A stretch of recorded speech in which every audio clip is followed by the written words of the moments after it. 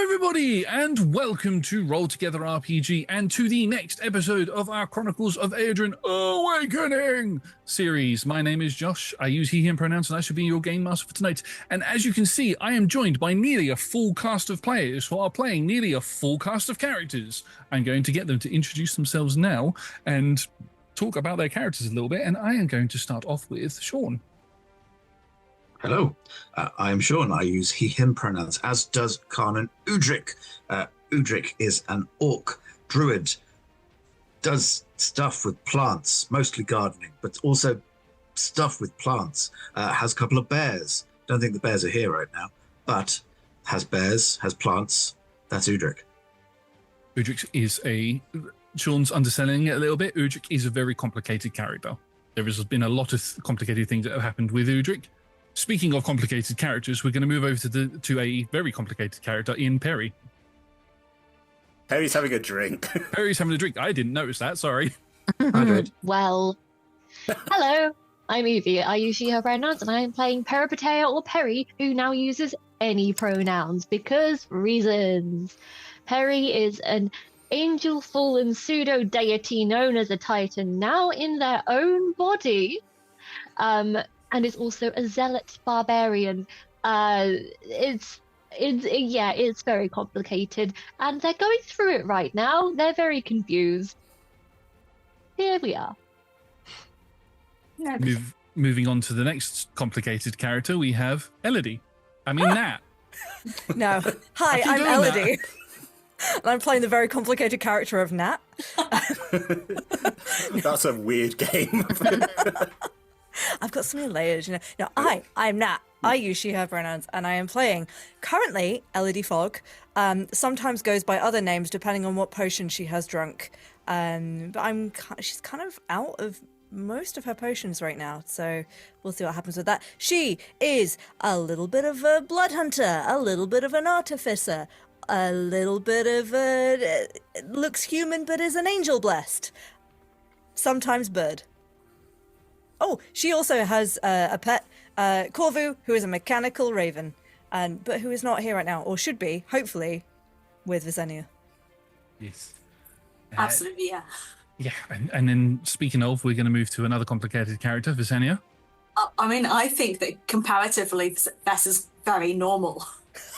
Comparatively, between these two. Go watch Visenia's origin episode and then come back here and comment on this and tell us whether you think that's true or not. Vess used to be a bad guy. Anyway, yeah, Visenia, who is definitely now going by their own name, Fiend Fallen, it's a tiefling. I forgot what I am. Paladin, Redemption Paladin, Celestial Warlock. Connected to a few people, not in like the great cool way, but just like she's there, she has pronouns, doing her best. Single mom with 5 jobs. Yes, and every single one of you is a job. Exactly. Oh, and then we move on to another complicated character who we haven't really scratched the surface of yet, Scarlet. Oh, hi. Scarlet, I go by she, they pronouns. I am playing Lilly, the dragonkin, who isn't that complicated at all. She just does magic and just lives in a swamp, mostly, and also a mare, but not right now. Who knows? But we're wearing a lab coat. And Tom is also here. Wow. Tom, he, him, Abraham, Shatteroak, just a guy. Just had some adventures, you know. Yeah. Bad choice. Years ago, I broke a window, stole a life of bread, went on the run, and now I'm here. You know, it's all go. Yeah. It's fine. It's fine. The voice in my head says everything's fine, so I'm looking... Yeah. Yeah, all good. Now I'm trying to remember the lyrics to the confrontation scene, but from the Jabez side, which I do. We're just circling each other. Going, no, I promise you. Yeah. Anyway. I see another play. Before we get into tonight's session, we have a couple of sponsors and supporters that we'd like to thank. Our sponsor for tonight is Phoenix Dice. you can go to phoenixdice.com to get yourself some clickety-clack math rocks, including some limited edition roll-together dice, which are lovingly being displayed right now. And if you use the code roll-together, all caps, at checkout, you can get 25% off of your purchase. We are also proud to be supported by Idle Champions of the Forgotten Realms. If you put exclamation point code into chat right now, you can get yourself a code for a free Electrum chest, which you can use to power up all of the various different heroes that you can collect and battle through waves of monsters on various different devices, including fridges and microwaves if you have the smart variety. We are all, I know, I don't know why, but you know, while your chicken's cooking in the fridge, you could be playing on it. What? Is this Josh, like I have running Sonic the concerns. Hedgehog off of Excel spreadsheet? Yes. Exactly. We're doing a Doom, yeah. I'm sorry, can we... I don't No, know. we're not talking about how Josh cooks chicken. That's fine. You are a parent, and I have concerns. I just wanted to see if I caught anybody off guard with that. Anyway, we are also proud to be supported by Homie and the Dude. Homie and the Dude is a father and son TTRPG group that make lots of really cool supplement stuff for various different TTRPGs, including The Wandering Tavern and Scorch Basin, which is a Kickstarter that at the point of recording this is due to go out any day now. Go check out their website in the chat or in the link description below to see what Kickstarters they have going on, what stages they're at, and what other stuff they have available on their website. If you are interested in purchasing any of it, use code ROLLTOGETHER, all caps at checkout, to get 10% off of that purchase. Finally, we are also proud to be supported by Michael Dobson's character art. Mike has done all of the lovely character art for our characters that you can see sort of laid around the overlay. If you'd like to see any more of the stuff that he does, you can go to his Instagram page and have a look there, and it will say there whether his commissions are open or not. If they are, and you'd like to look for our characters, go get one of your own commissioned. Awesome. Massive thank you to the D20 Club Dice Heads and other tiers on Patreon. They are fantastic. They are the best. You can join them from as little as one of your local currency per month, or one goat, which must be sent to Tom for a variety of different reasons by following all of the links in chat and in the description below. Speaking of the description below, if you are watching us on YouTube, you can like the video, subscribe to the channel, and comment down below. It helps the algorithm tell us what you like so we know what to make more of for you. I've had enough of waving my arms around. We are going to go to the credits, and then we will be back for the episode. Goodbye.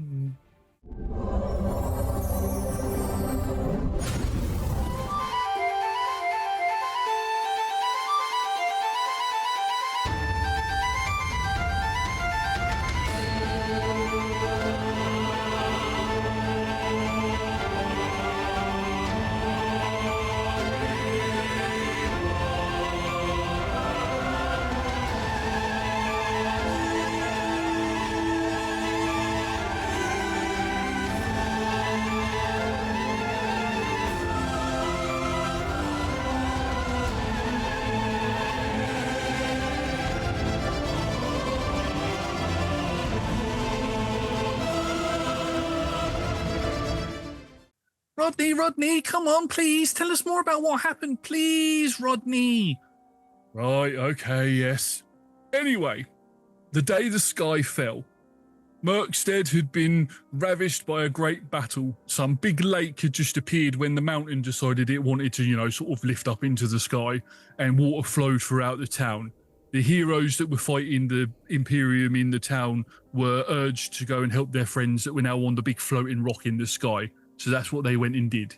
They went through one of the gates underground, which you're not supposed to know about, so don't tell anybody. Shh.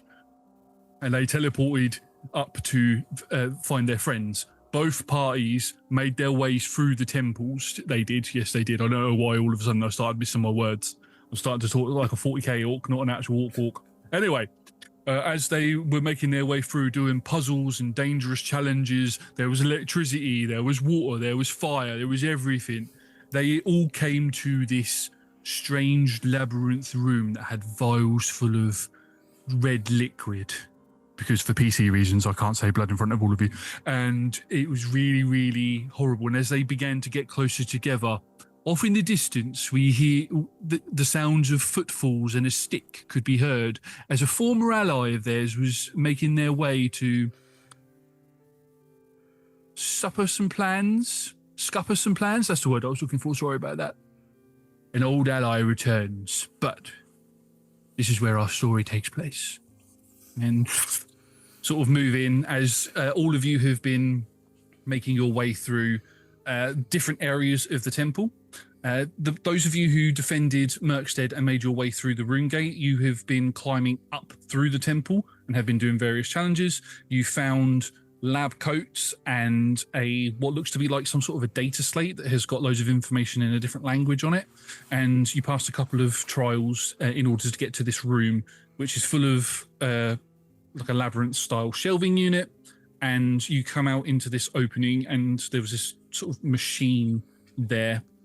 One thing I should note as well is that you found some tanks full of pink liquid, which Elodie quickly diagnosed to be pure aether, which was used to do various different things around this place. I have 30 of them. You have 30 of them in your bag of holding.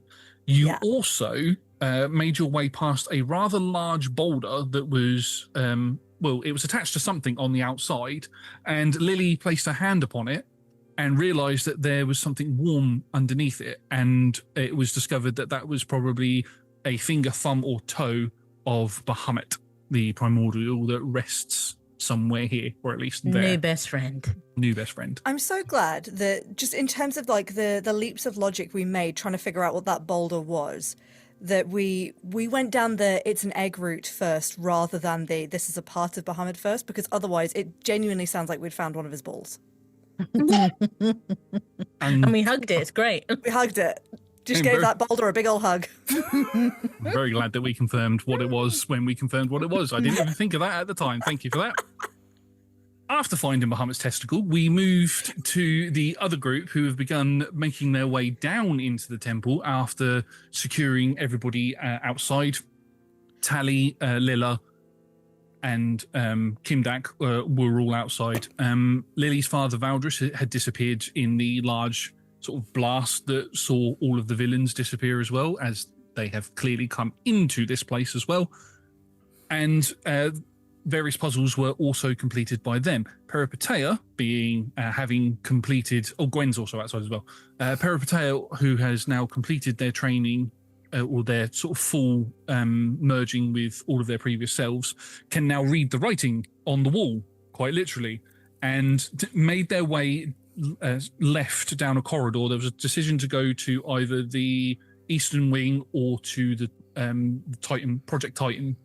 They began making their way down towards Project Titan, and they come out into a large, again, labyrinth full of various blood vials. Now, I don't think Evie did it justice at the beginning. I don't know if actually Evie said this on stream, but when we were sort of getting ready to get ready to record, and we were sort of going over what each person had done, Evie said that Perry had put like various vials into their bag. My memory is that you just went into your bag with every single shelf that you went past. Single one. Every single one. All of them. And because you can read them, you know that each of them says a name, their species, and the level of magic that their blood holds, and all of the blood is in perfect condition. And Perry, Udric, and Visania came out of the labyrinth and saw our friends from the home team stood there in front of this large machine. And that is where we are going to merge our groups and come back into everything. So, have that be. I think Corvu flies in first, ahead of us, because we'd sent him on ahead. So the first thing that you will notice is Corvu kind of coming to land on your shoulder, Elodie. Oh, they must be nearby. Right. It's just sort of still staring at this giant, like, back-to-tank thing, being like, we need to figure out... Yeah. So much more. Hello? Down the corridor that Corvu came from. Yep, they are all right, aren't they? Those of you walking down can hear this, and Corvu acknowledges that everybody's okay. Yo! Quick, come in here. We found all sorts of stuff. Are you all right? We saw big explosions. We're in the sky. Whoa. What's the code? Maria. Good. Glad you got that in one. Of course I did. I'm the one that made it. Yeah, it'd be really bad if you forgot that, and it took about 10 minutes of looking through notes to find. Shut up, but don't bring out of character stuff into this. That went into the edit. No idea what you mean. You.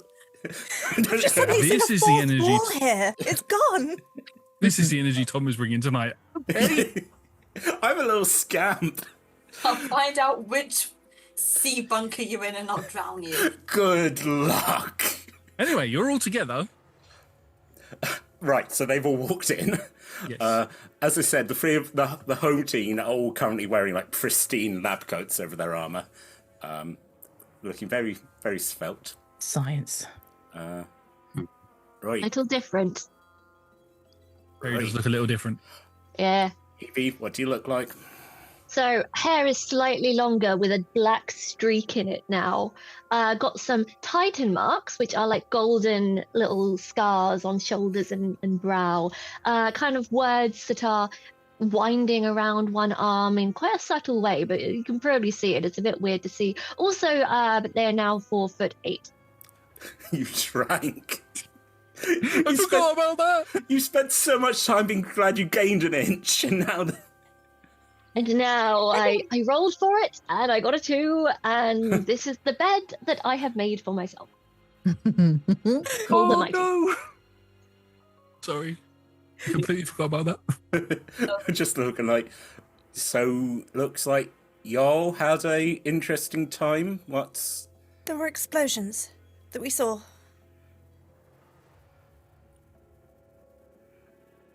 I mean, yeah. And then this one decided to go on a vision journey.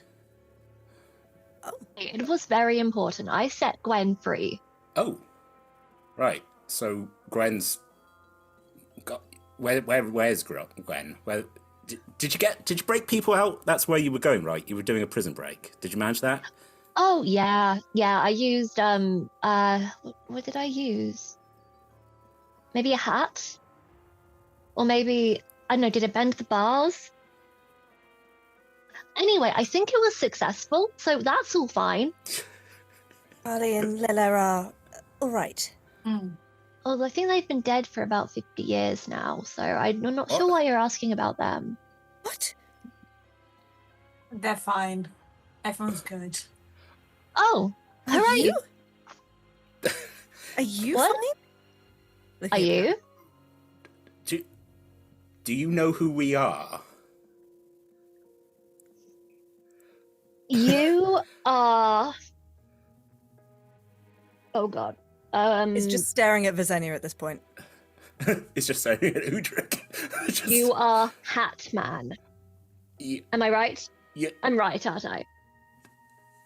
I You mean, do have a hat. of all the nicknames you've given me, that's probably the more precise.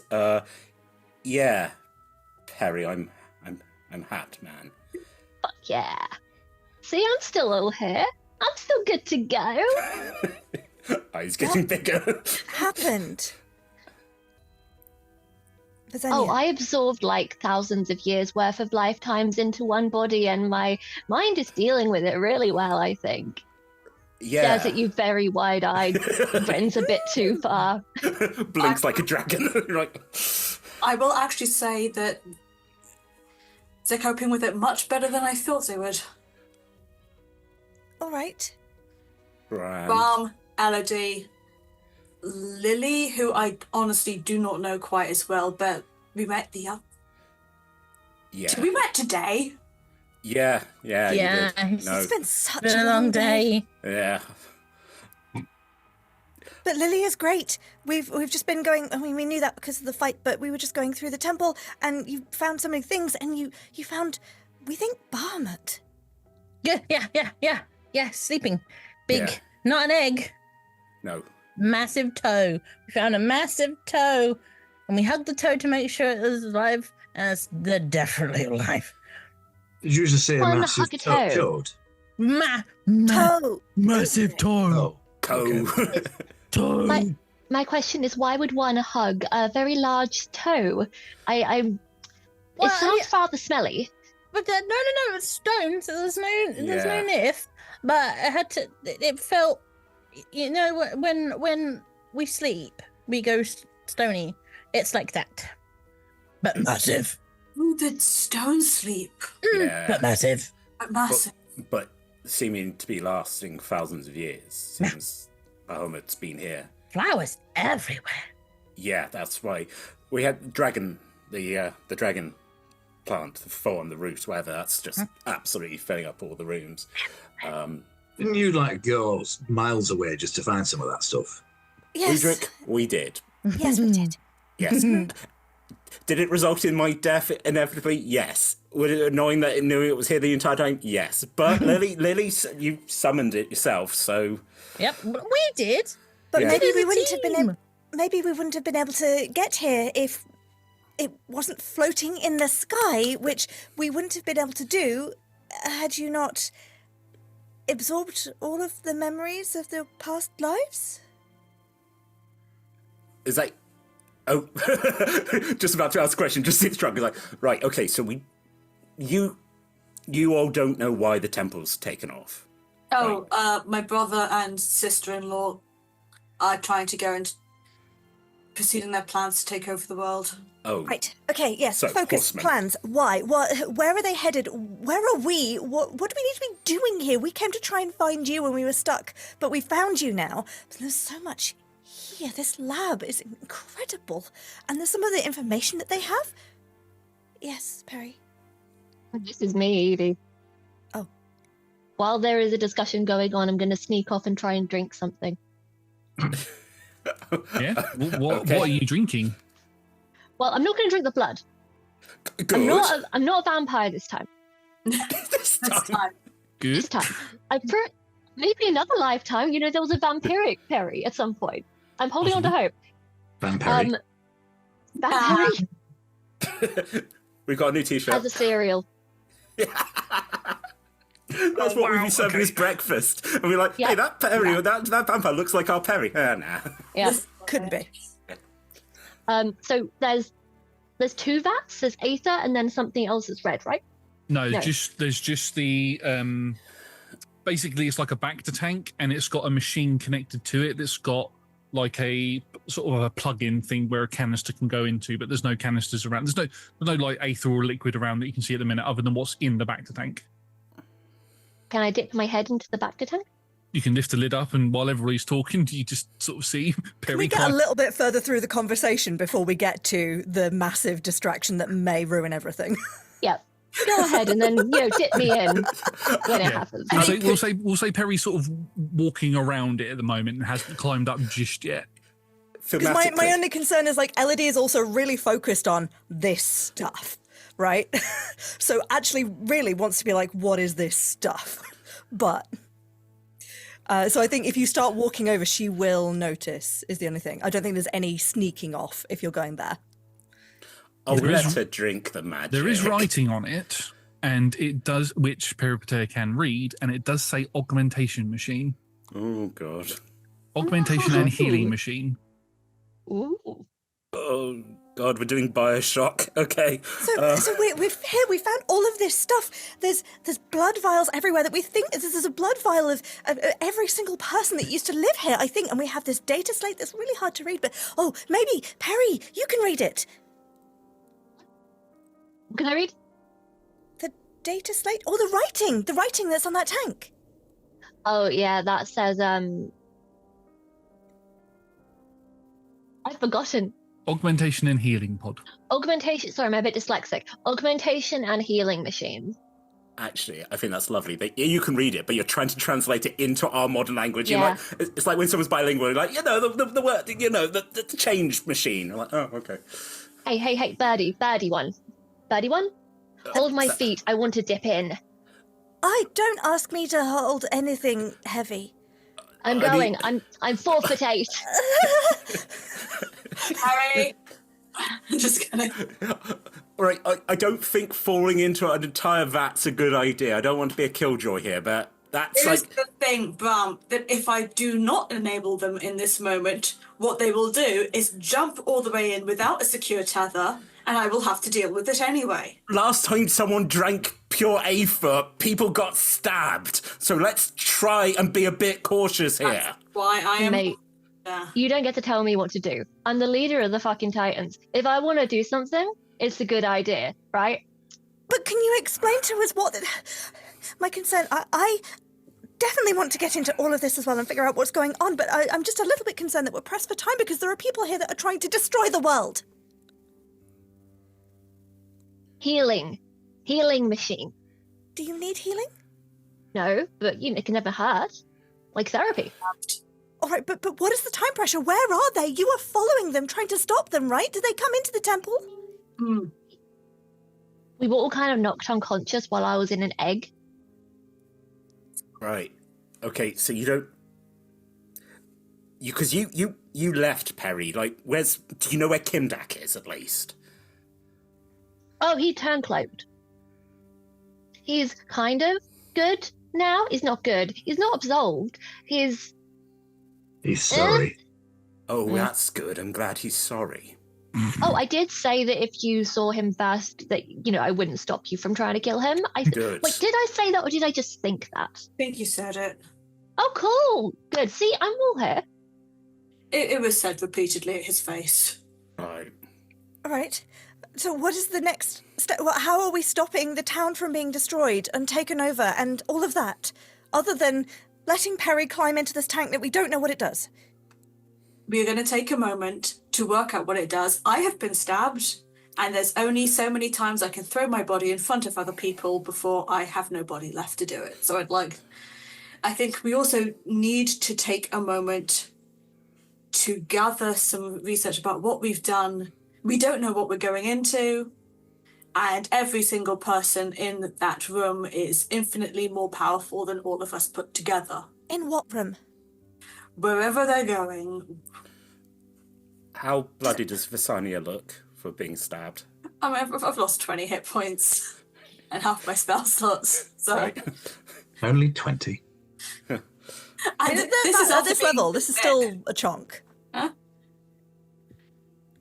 Right, okay, It's even more of a chunk when you've lost more than that. That's how maths works. Maths. Maths. All right, okay. Do you need healing? I appreciate while you're holding. Can you stand? You okay? Who's that aimed at? Basania. Oh, Basania's just like, I've been stabbed. Which seems... I have been professionally stabbed for years now. Right. Stop Granted, it. do you need healing? Yeah, but if you don't have to waste spell slot on... Don't worry about it. Don't run. Truly. Patient and healing machine. We don't...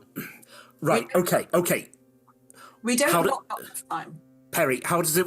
Do you immerse yourself in the liquid, it cures you? It's healing. Maybe this assume- will say... I'm bringing out the tablet that has scrolling text on it that Perry can read, but we can't. Yeah, because you downloaded the information that was in the sort of pencil sharpener shaped floppy disk thing that was in this room when you came in. So you hand that over to Perry, and Perry, you can go through all of the notes that Elodie has downloaded, and you find out pretty much all of the information about this place. The first thing that you discover is this is not a temple. You've probably all deduced this already. This is a research facility from the city of Jekarus. The city of Jekarus was a research sky city during the War of Divinity and was under the control of the fallen gods. After completing their Titan ritual to create 7 Titans to battle the Guardians, they decided that they wanted to share some of the Titans' power with their soldiers to enhance them. So what they did was they took samples of all of their soldiers' blood, separated them between who had the strongest magic and who had the weakest, and then the plan was to put them through this augmentation device with pure aether to enhance them and give them some of the Titans' power. That's what this machine can do. You can either get into it and it requires, either way, it requires a use of one of the canisters that Elodie has. You don't know that I have them yet. But you don't know that Elodie has them. For game purposes, you can choose, there are 2 settings. You can either choose to just heal. Sorry, there are 3 settings. You can choose to just heal, augment, or heal and augment. So the person's DNA is slightly altered to take on some mutations from Aether in game, but it's random and there can be negative effects. But not, if there is always a positive, but there can be negatives. Basically, it's going to be a dice roll if you choose to do it. So it seems like you need a canister or something, and then the machine can either heal you, or it can change you, make you better or worse in some way, or it can do both. It's a little bit random. I think I remember something about this now. It's okay, I lie, it's not coming back to me. But like it should be fine. All right. Based off the way that Perry has described how things work, would Elodie be confident in the knowledge that she knows how to do it, or would I still need to do any research or testing? No, with the way Perry can, if Perry wants to, Perry can point out which buttons need pushing. It's a very simple process. Put a canister in. It's once you push which button you want, the canister is drained of its pure aether, and that is filled in with the liquid that is already in there. Whatever process you have chosen is done. The sort of liquid is then drained out. The person can get out, and then the liquid fills back up again. It's a very seamless process. It probably takes less than a minute to do. So when you say canisters, you mean something like this? That's the bad boy, I think. Yeah, that looks like it'll fit. All right. Well, you don't need healing, but I have plenty of these canisters. So if you are so desperate to have a go and see if it works, out of the lot of us, I would like to think a Titan would have the best chance of surviving it.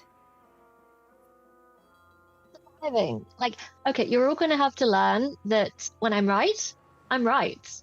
I'm not just confident for no reason. This is going to be fine. None of you believe me, do you? Faces. This is just my face. I'm sorry, I'm thinking. I believe you. I just remain healthily skeptical in all situations. If you're going to do it then. Okay, then let's have at it. Which setting? Augmentation. So Peripatea climbs into the back to tank, and Elodie, you can stick one of the canisters in and twist it and push the augmentation button.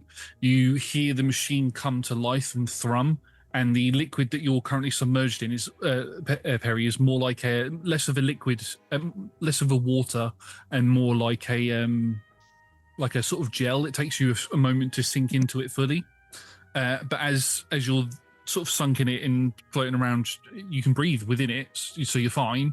You watch as this injection of pink liquid is pushed into and begins mixing with this blue, and it all begins lighting up like fluorescent colors and begins swirling around you, and you can feel it beginning to sink into parts of your skin and begin to make a change to your body. Can you roll me a d20, please?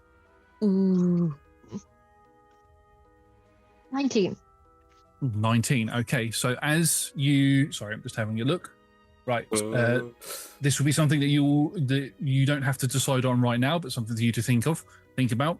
As this swirl begins happening around, for all of you, Perry becomes obscured with the swirling of the liquids around until you hear the sort of suction of it draining, and then Perry is there in the middle on their knees. Now, Perry, as you get the following benefits. You gain a feat of your choice. Oh. You get a permanent +5 HP. Oh. You get a +1 to your primary stat. Oh. Is that even if it pushes it past 20? Even if it pushes it past 20. The negative that you get is that you get a -1 to your lowest stat, your dump stat. Oh, I'm dumb. But I strong. So strong. True Titan powers here. Yeah. So don't worry about picking a feat right now. You can pick one a little bit later on.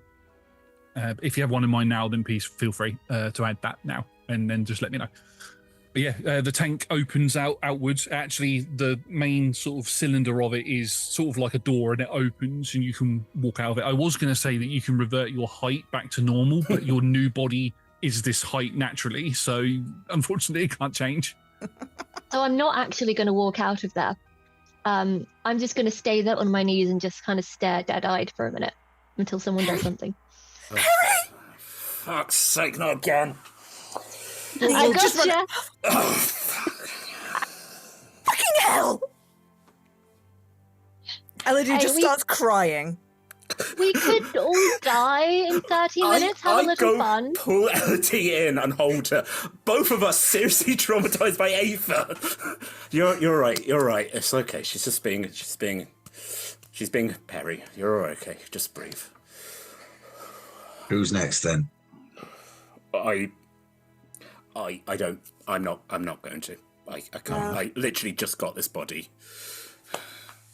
Lily? Lily, no. Look, I'm a daughter of a Titan. That can't, that means it probably won't hurt me, right? It's hubris, Lily. It might help. There's literally a shadow version of Elodie running around because we didn't understand how this stuff works. I saw the shadow. Hold on. Perry, what is different? Well, I am stronger, and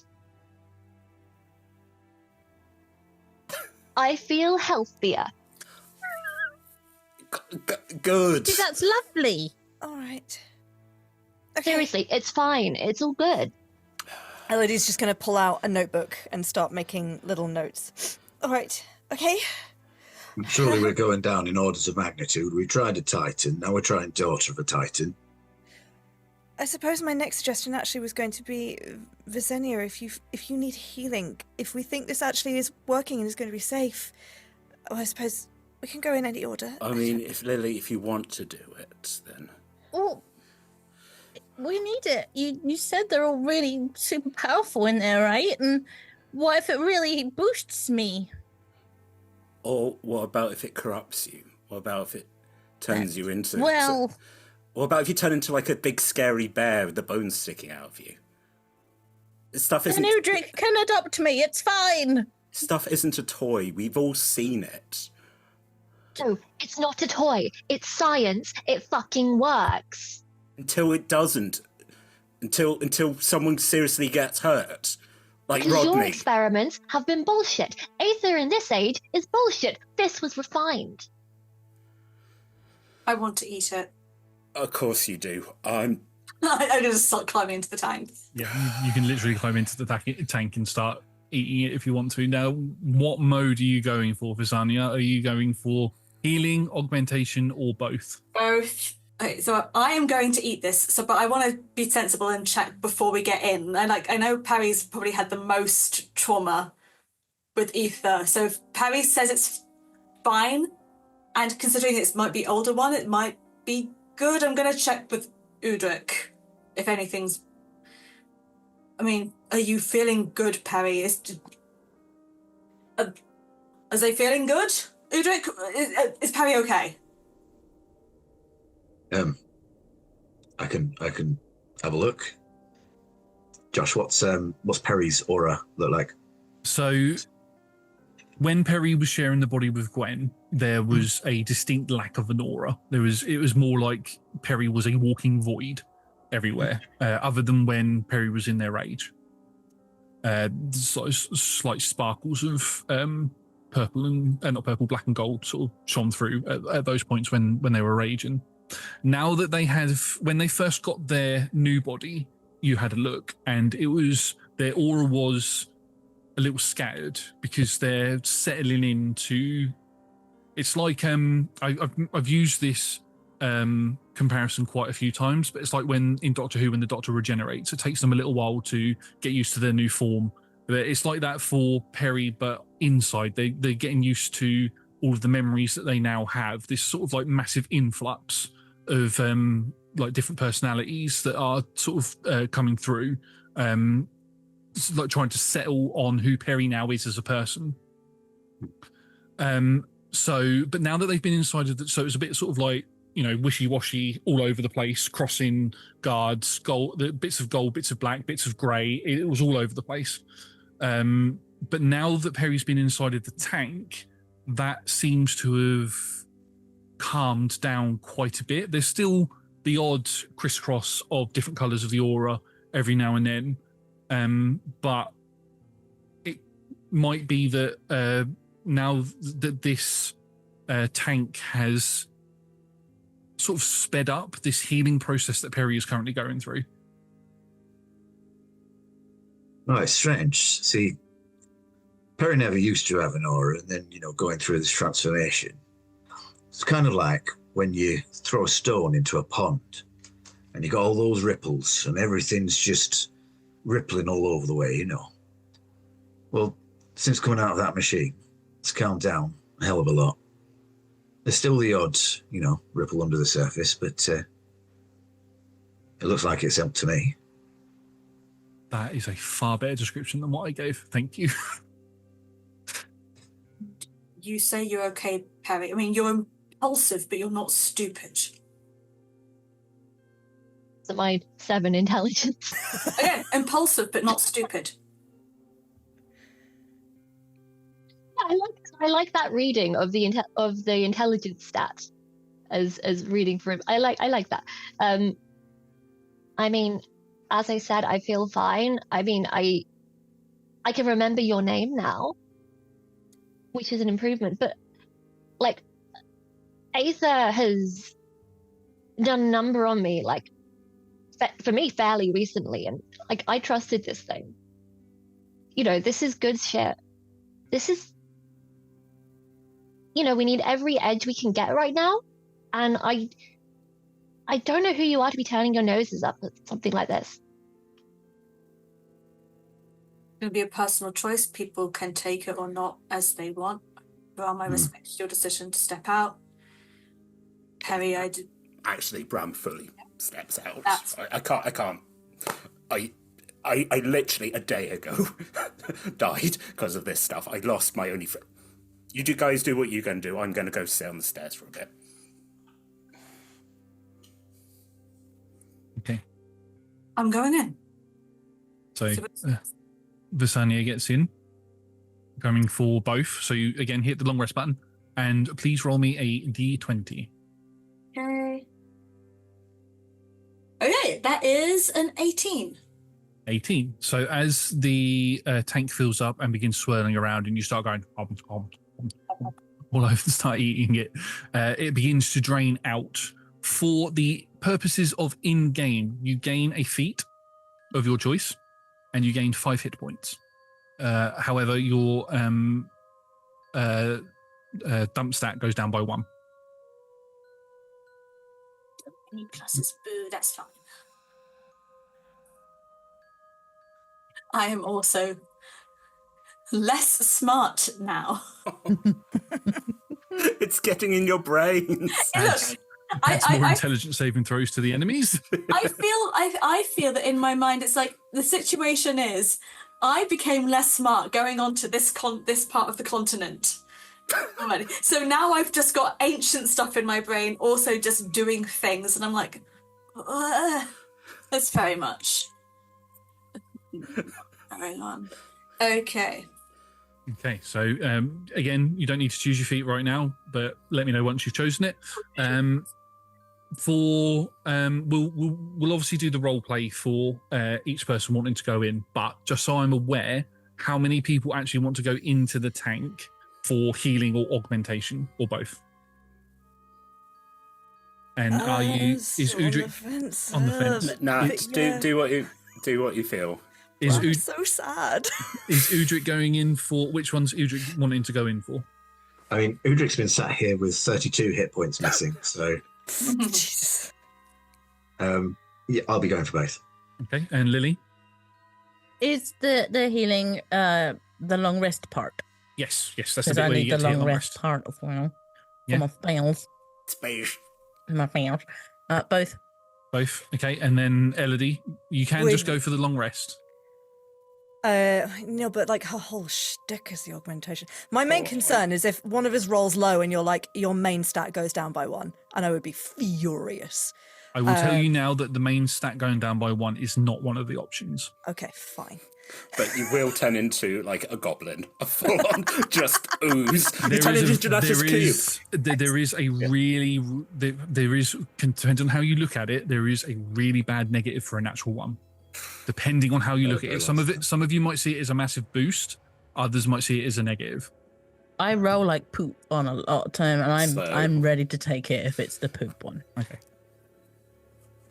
Would be both. Like I would love to have my spells back. Yeah. I only get 2 slots, but yeah. Okay. So the tank opens and Visania can come out.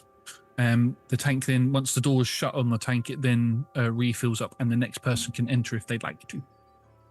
Zania, how are you feeling?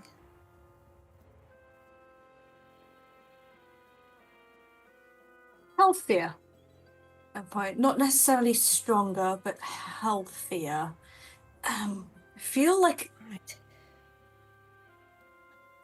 it feels like there's a power that I might be able to do. I just need to spend some time thinking about it. There's a lot of there's a lot of language in my brain which is slightly getting in the way of thinking at the moment, but All right. We'll make some notes. it's fine. I'm going to go sit near-ish, but not necessarily next to Bram, so he knows that everything's okay, but not necessarily. Fires just snapping across Bram's fingers as he's just looking. Already having made a deal not that long ago. Just doesn't not pay attention to you, but is just kind of stimming. That's Just- fair. Yeah. Gonna sit there, but still keep an eye on that, just in case something happens. Yeah, he hasn't like fully gone into it. It's like he's sitting in the doorway to the blood vial. So he's it's only if we get attacked, he's ready. But I think it's good. I think we're good. you feeling all right? Good. I just need a bit of a brain time, but it's Yeah. easier than the so- first time it happened to me. It's something. That's good. I'm glad it didn't hurt this much. It like feels did. cleaner. Good. Glad to hear it. Next. Inside of the room while they're talking, can I just go up to Udric and just be like, that one in the hat, remind me, am I supposed to like that one? You're supposed to like all of us. Oh, I'm failing at that one then. I mean, I can pretend. You're good. Okay. I'm glad. He's all right, that one. He's got a You lot sure about going on. that? He doesn't seem okay to me. Seems like a liability. You can count on Bram. Remains to be seen. I'll believe it when I see it.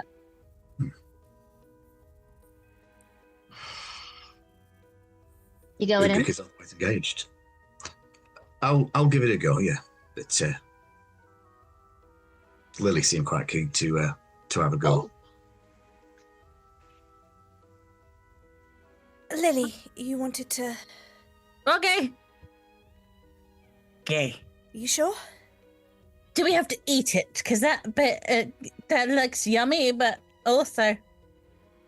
I mean, I think when you're in there, it will be in your mouth. Oh, okay, cool. Tastes really good. Tastes like a slush puppy. Ooh. Did I What eat flavour? it? We'll say that you did.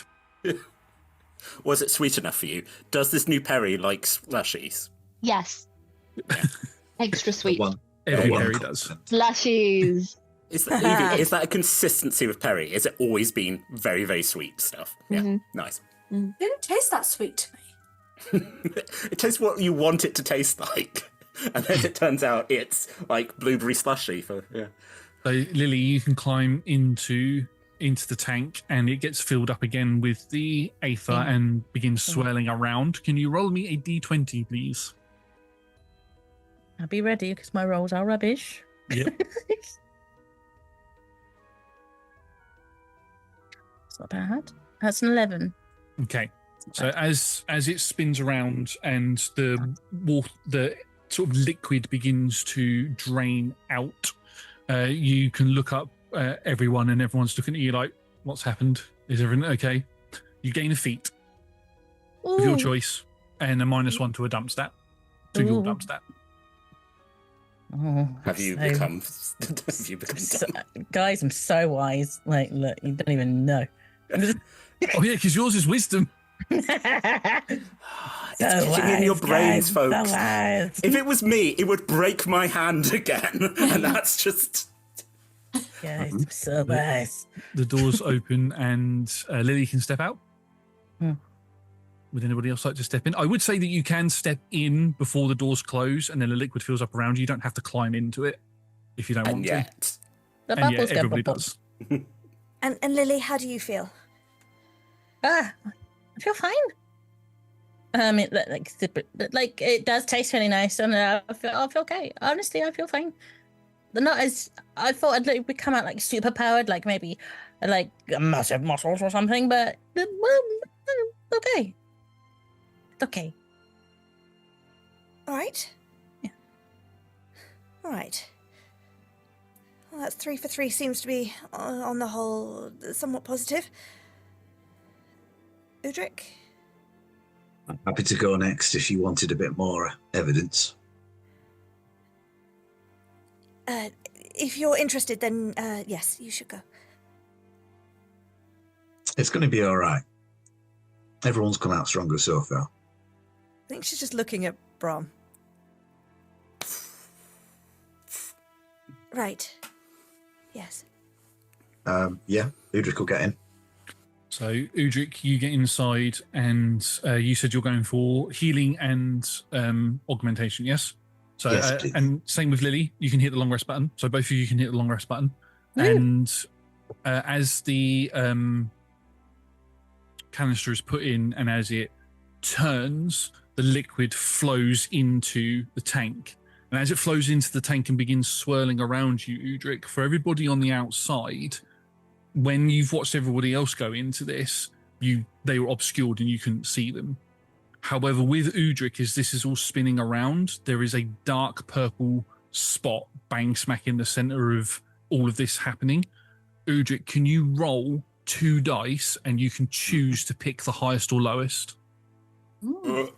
Wait, is that Dark Aether? Yeah, In that's. Udric, you okay? Bing bong! Bing bong, bing bong. I rolled a 15 and an 11. Yep. You can choose which one you take. So I rolled a 15 and an 11. I was hoping for the 1, but hey ho. I'll go for the 15. Okay, so as the spinning begins sort of swirling around you and the water drains away, that sort of purple essence that the rest of you that were looking saw sort of disappears as Udric's form becomes visible again. Udric, you will get a +1 to your primary stat and a -1 to your dump stat. Boo. Okay. So +1 to my primary is going to take my wisdom to 21. Way. Amazing. And a -1 is going to take my charisma to 8. Not too bad, Slightly not too bad. blunter than normal. Yeah, and Udric is left there. What was the dark swirl? There's Dark Aether in there. Dark Aether? Yeah. Which one's that again? The corrupted, modern kind. Oh. Yeah. Do you remember the cave with the bears? Yes.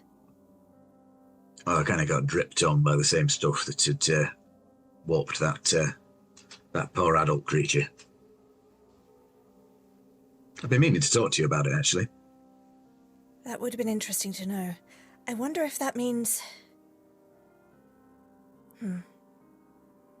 We'll sort of hand the next Aether vial to, I guess if Udric's right there, to you to pop in, and we'll climb in. One thing that you do notice, as the liquid is drained off of each person, It's like fully drained off and gone into the drainage system and all that sort of stuff. With Udric, there is a moment where the pink aether, the residual parts of it, have sort of stayed stuck to Udric's body for a moment and then disappear as you hand him one of the canisters. The pure aether seems to be clung to you in some way.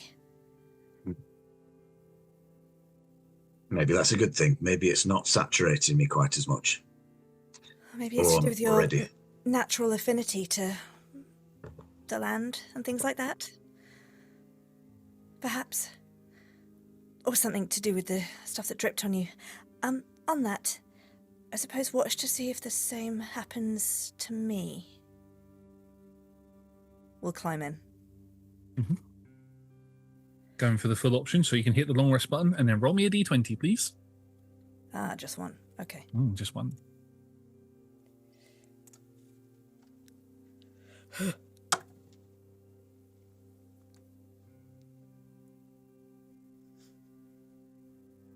What did you roll? I rolled a nat 1. Oh. Mm-hmm.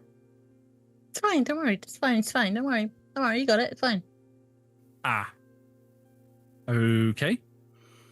As the swirling begins to sort of circle around you and everybody else is watching, those of you who've seen the others go through this, well, you've all seen each other go through this, it wasn't that quick, but for Elodie, it begins to speed up and speed up and speed up and speed up and speed up and speed up and speed up and speed up until for Udric, who can see auras, you begin to see the plethora of the menagerie auras begin to mix in with all of the colours, and everything sort of expands outwards within the tank and then pulls into itself. And instead of the liquid draining out, there's just this big bobbly mess in the middle of the tank that begins to shift and form back into Elodie's body. And as the I've become an acid blob. You are a gelatinous cube.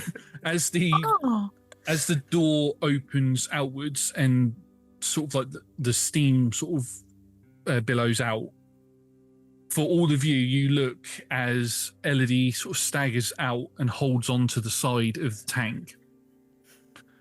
The thing that you notice, first of all, is the feathers that Elodie normally takes on when she transforms into one of her various personas are permanently affixed to her face. There appears to be some appendages sticking out, and there appear to be some appendages sticking out of her back. For Elodie, as you're looking around, you notice that your hands are slightly elongated, almost like talons, but you can retract them inwards. But the thing that strikes you the most as you look down at your equipment, you have no clue how to use anything that is on you currently. And that is where we are going to go to break. We've had our short rests, long rests, augmentation moments, but us as players are going to go do that now. So we will see you in 5 to 10 minutes. Goodbye. This is fine. Brundlefly! Turned into the fly! Into a bird! Like, Barnes are going, okay, maybe I am judging too much. Maybe it's actually okay. Oh my god! I am transformed! It's fine, Bradley. Yeah, we'll see you all in a bit, everyone. Fine. Bye! Hey, everybody. We have come back. I was about to do a full-blown intro as if we were coming into a new episode for a second there. That was not the right energy to come into this with. Anyway. How much has Too happened? late to start again. Yeah, so much has happened. We could. Yeah, let's start the whole session again. Anyway, we have had our short rest and we are back for the next part of tonight's session. In the first half, our groups came together, had a bit of a discussion about some of the things that they have been through, and then promptly decided we need some healing. Perry read the tablet and the back to tank effectively and deduced that it's a way to augment yourself as well as heal through the use of pure aether. There was a bit of back and forth as to whether people should use it or not, but Perry was the first one to go into it and received some bonuses. Basically, everybody other than Bram has been through it and has received a bunch of different bonuses and negative effects to their characters.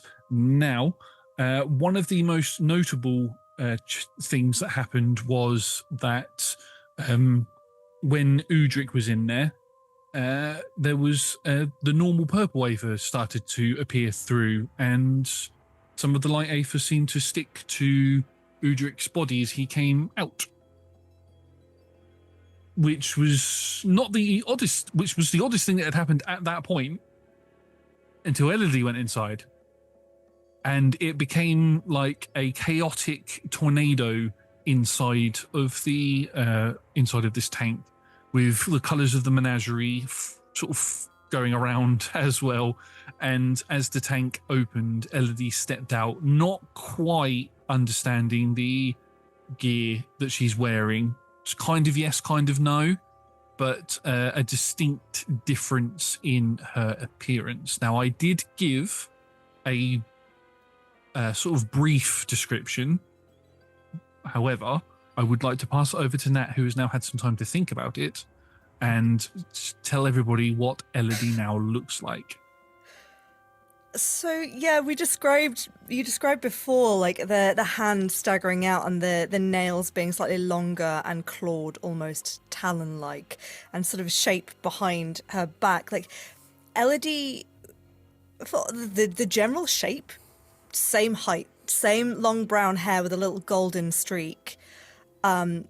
But the feathers that had started to appear when she took the potions to become the different birds in the menagerie are just all there. She's got little flecks of red and blue and green and yellow, just kind of framing the eyes, which are slightly larger, still golden, but not in that sort of angel-blessed sparkly way, but in a slightly more bird-like golden amber way. It's like the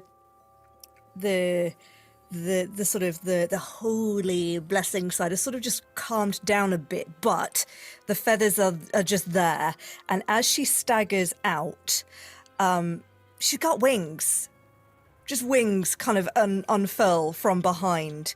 In that same, I think the main color is sort of a dark blue, but there are little, like, in the same way that a duck's wings can be multifaceted, there's like little flecks of green and orangey red and yellow that can be seen in the light, that little iridescence.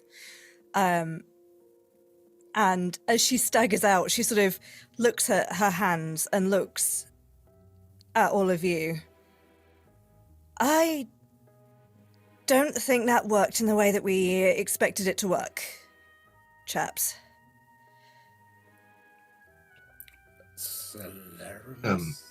No. Right. They're not.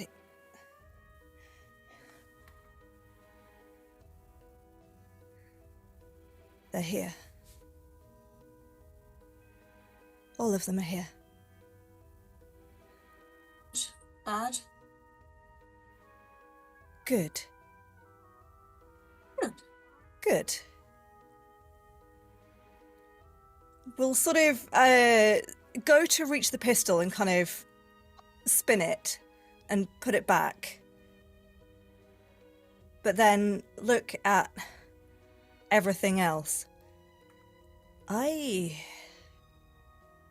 can see more here. We'll just pick up a rock on the ground. And just a little ripple of like purple aether magic will go over it, and it just turns into dust. Interesting.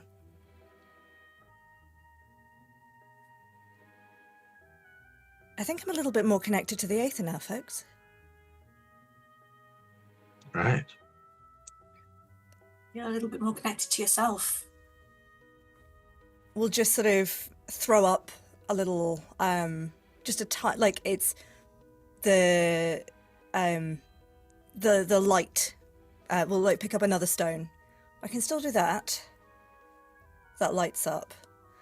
And then we'll just sort of look at the air around and just kind of pull.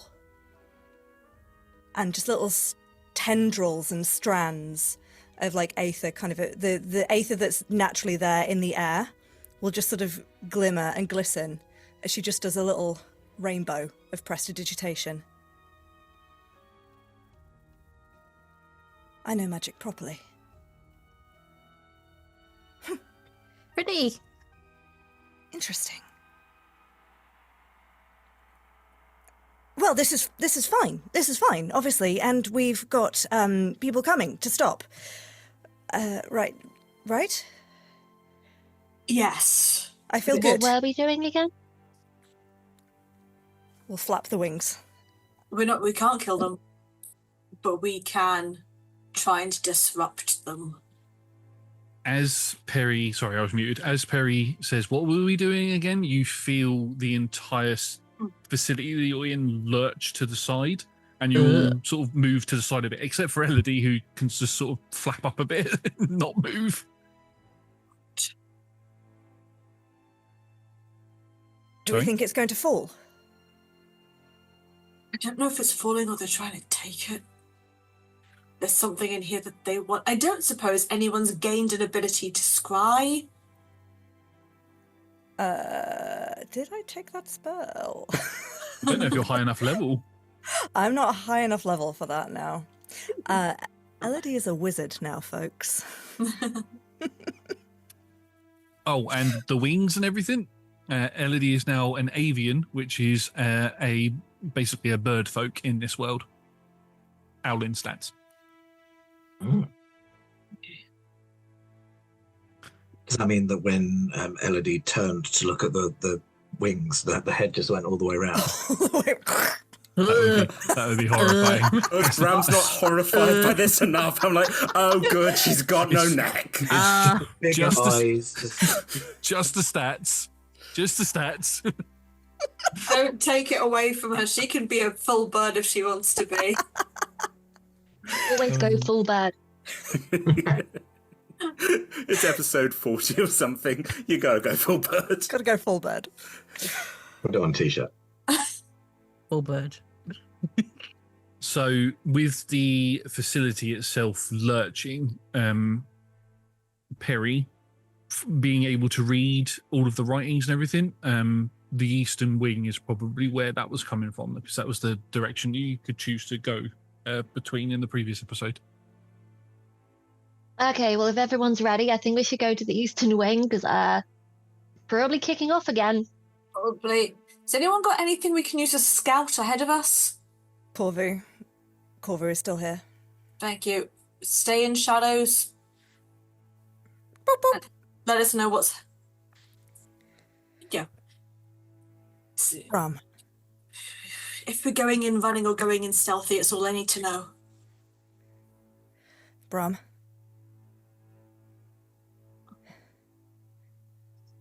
I'm all right, Bram. I hope it works out for you better than it did for me. I'm sorry. We'll just sort of reach out to Brom, and if he pulls away, we'll not go any further. Do you want to make insight? Oh no. I should also say, because everybody else got a long rest through getting in the tank, Bram, you can take a short rest. Hooray. Hooray. It wasn't very restful. No. A short stress, more like. Have we got a series counter for how many times Bram has opted out of resting? We should. And I think when we update the wiki, it should be on there. He's mostly running on coffee. Yeah, 3 this week. Yeah, no, I mean, I last went to bed back on Marley's rest. It's been a long 24 hours, including my death. Oh, that was like episode It was yesterday. 30. It was yesterday. I didn't go to bed. Yeah. That was a 14 insight. He has been saying that he's okay, and he's okay with you since yesterday. It's sliding. It's the resentment, you know, and science. Science. Okay. And not to mention, he comforted you just then when you were scared, and you know, we all have complex relationships in this game. Okay.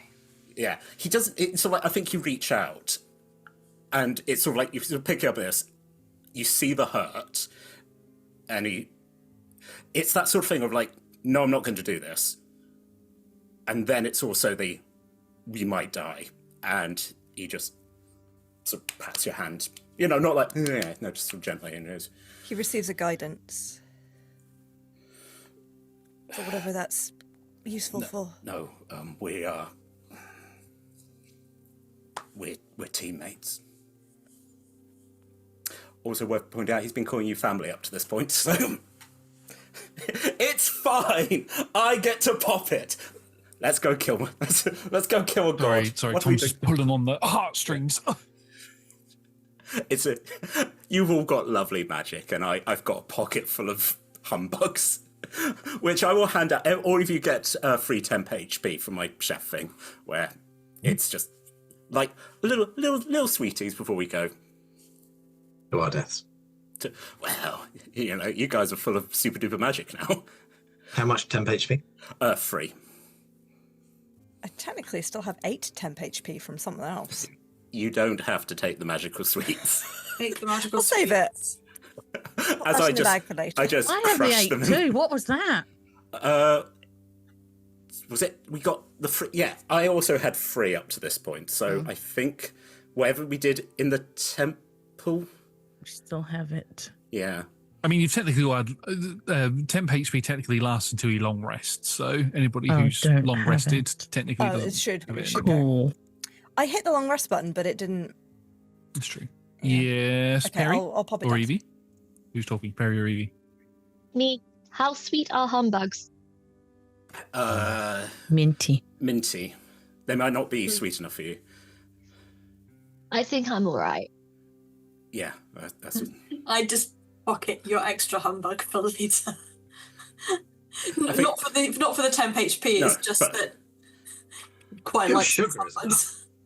I swear that humbugs are pure sugar. They are. They should. I think this is the thing. Like for humans, very very sweet. For Perry's, you could just pour an entire decanter of the stuff, and it probably still wouldn't.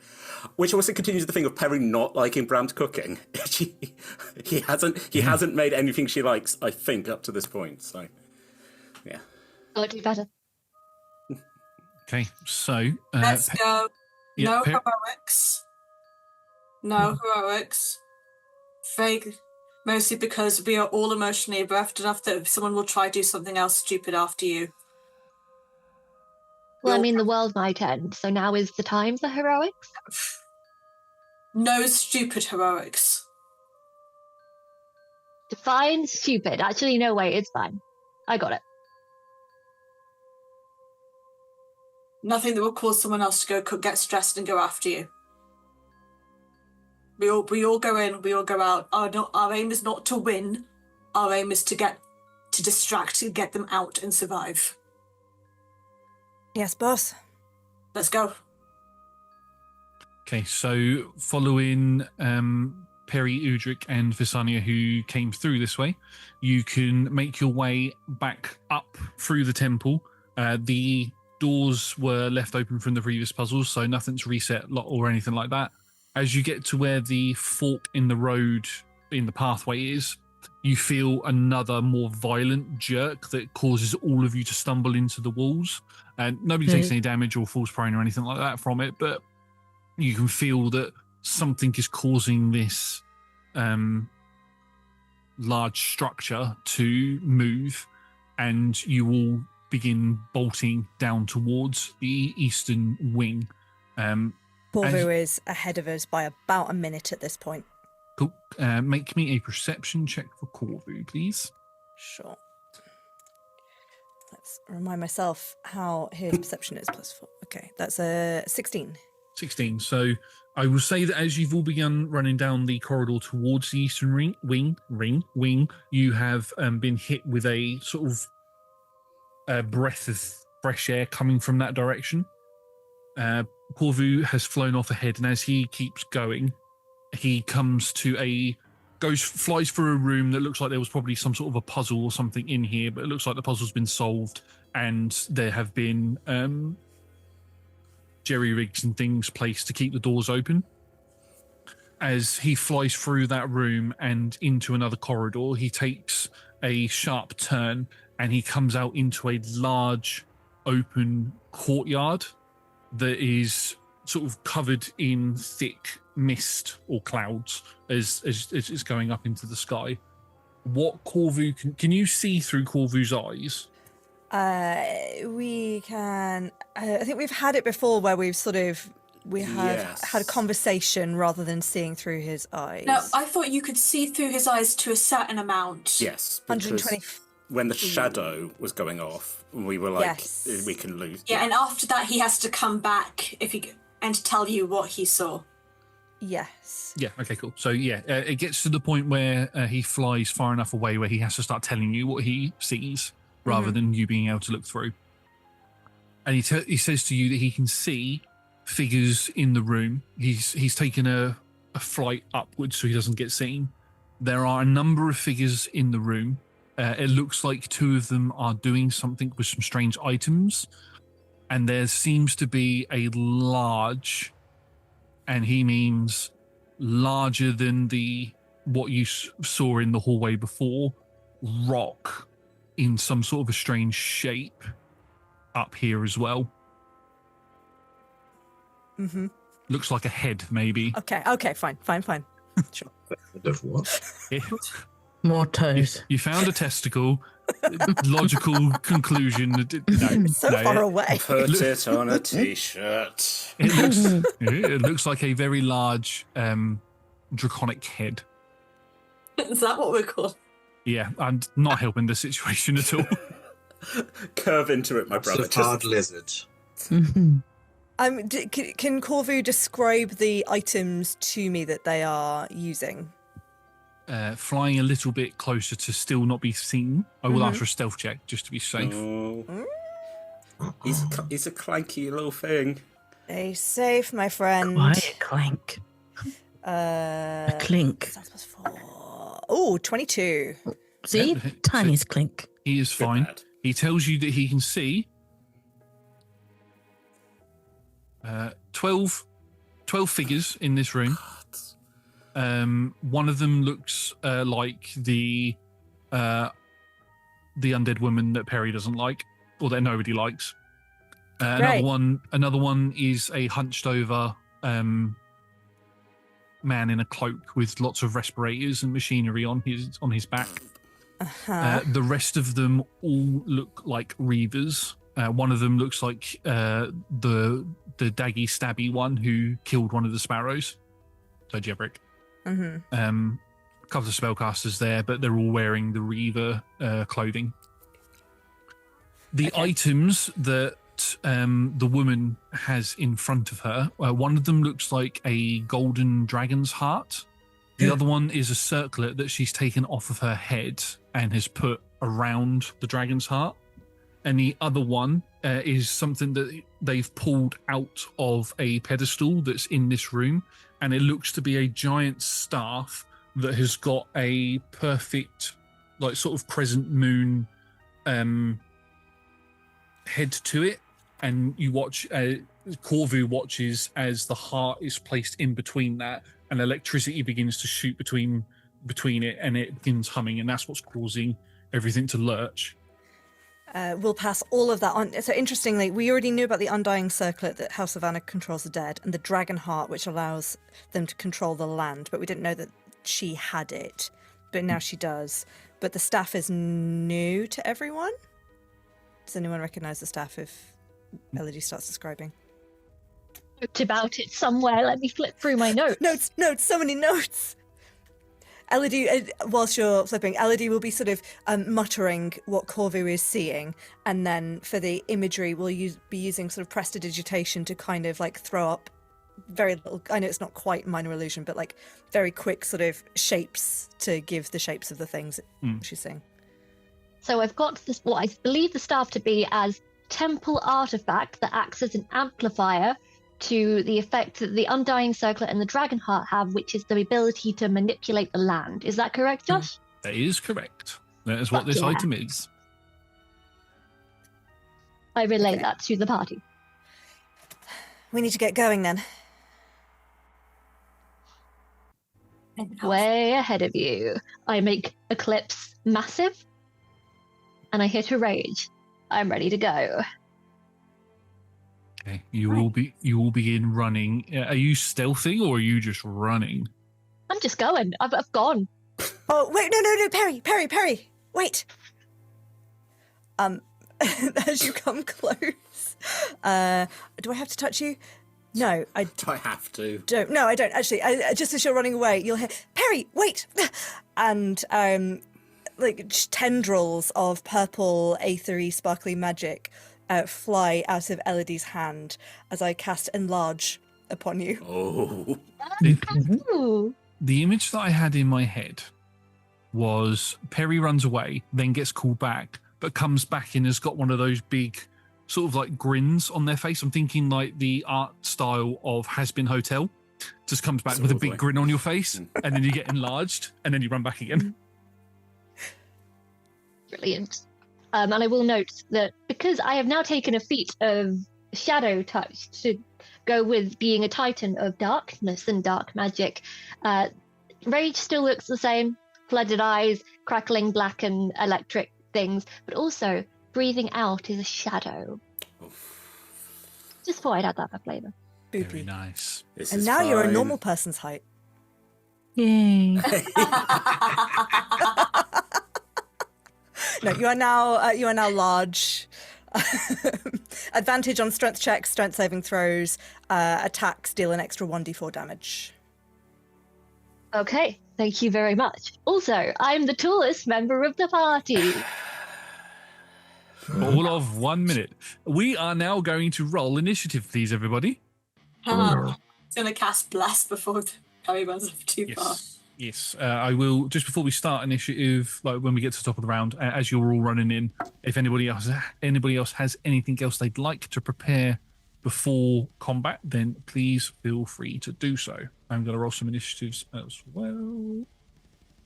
I don't know what my character does. For the audience members, it's actually been quite a while since we played. Could be quite a while before I go in the initiative order as well, so it's fine. I've got time to read. Okay, I will ask for initiatives in a moment. Let me just sort out the creatures first so I don't get overwhelmed. We'll get overwhelmed by the, 14 things that are in that room? 12. So it's only 12. You're fine. Oh, only 12. Okay, Only that's 12. fine. Only 12. I know you said you wanted a short combat, so I thought I'd just put 12 in. Fine. Okie dokie. So, Visania, what did you roll? I can read the number on my dice. 18.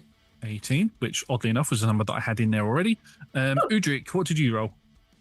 I rolled a total of 4. Okie dokie. Lily. 22. 4. Elodie. 8. 8. Brahm. Shout out to the 2 crew.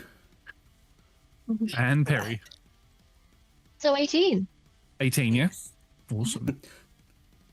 My guess, and correct me if I'm wrong, the Perry's dex is higher? +3? +2. Yeah, okay. So let me just quickly change that around on my spreadsheet. Okay. So we've got that. Awesome. Right. So we are going to dive into combat. There is one slight retcon that I do need to make. Corvu said to you that he saw 12 figures in here. He was incorrect. He saw 13 figures in here. But he was slightly confused because he says that one of them looks like you, Elodie. Ah, good. Wondered Not anymore. about her. Well, no, but does it? Does she have wings? She does not. She looks like Elodie. She looks how Elodie did look. That's mainly because she can choose how she looks. So she's not seen how you look yet. Interesting. That's a very funny thing for the bad guys to be there and just watch the shadows and go. Head spins around and like, something. What? Head turns all the way around. This is normal. Shadows do this, do they? I don't know. Shadow stuff. Corvu also explains to you as we dive into the top of the initiative that he can also see outside of this room, because the dragon's head is the only wall here. Everything else is like a large platform, and the entire continent of Idorune can be seen off in the distance, like below where you currently are.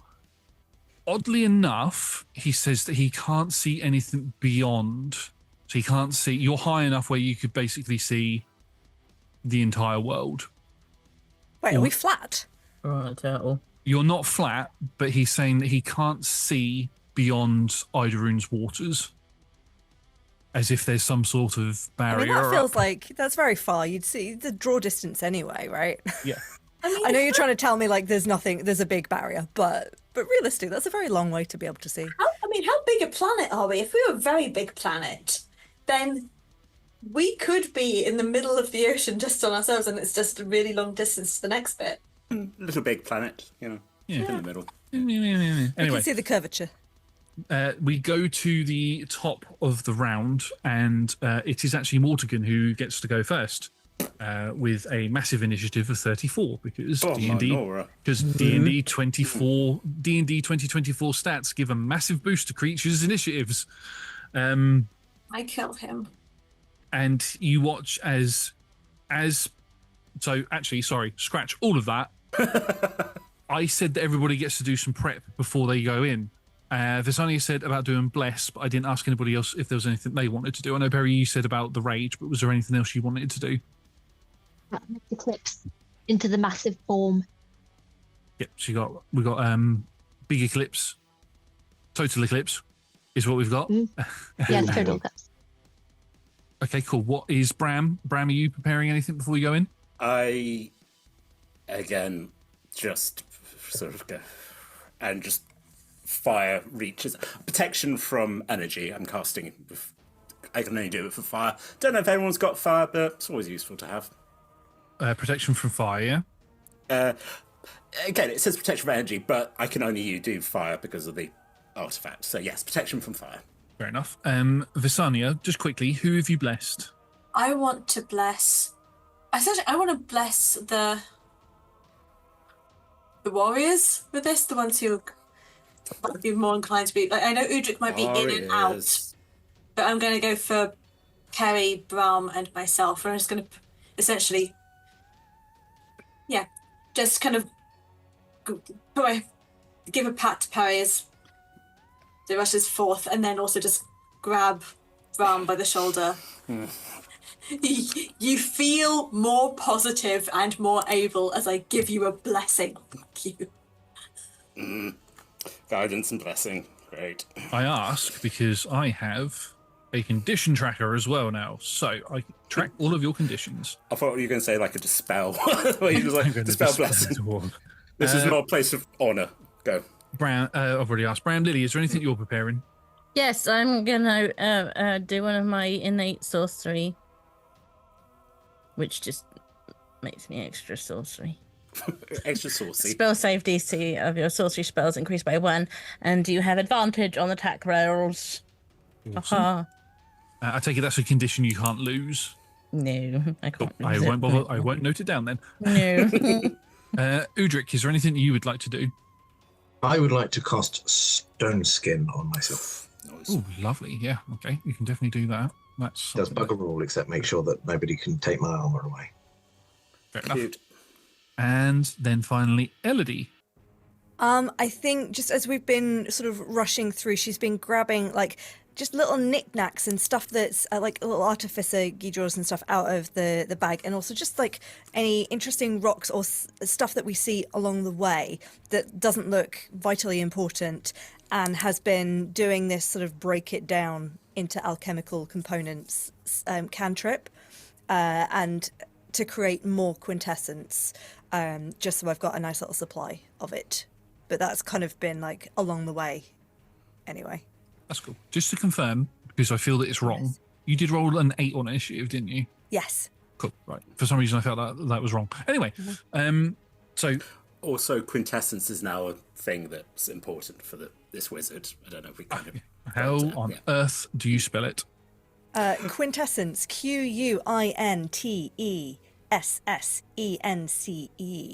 For Elodie is a philosopher, new wizard subclass. I never would have got that spelling.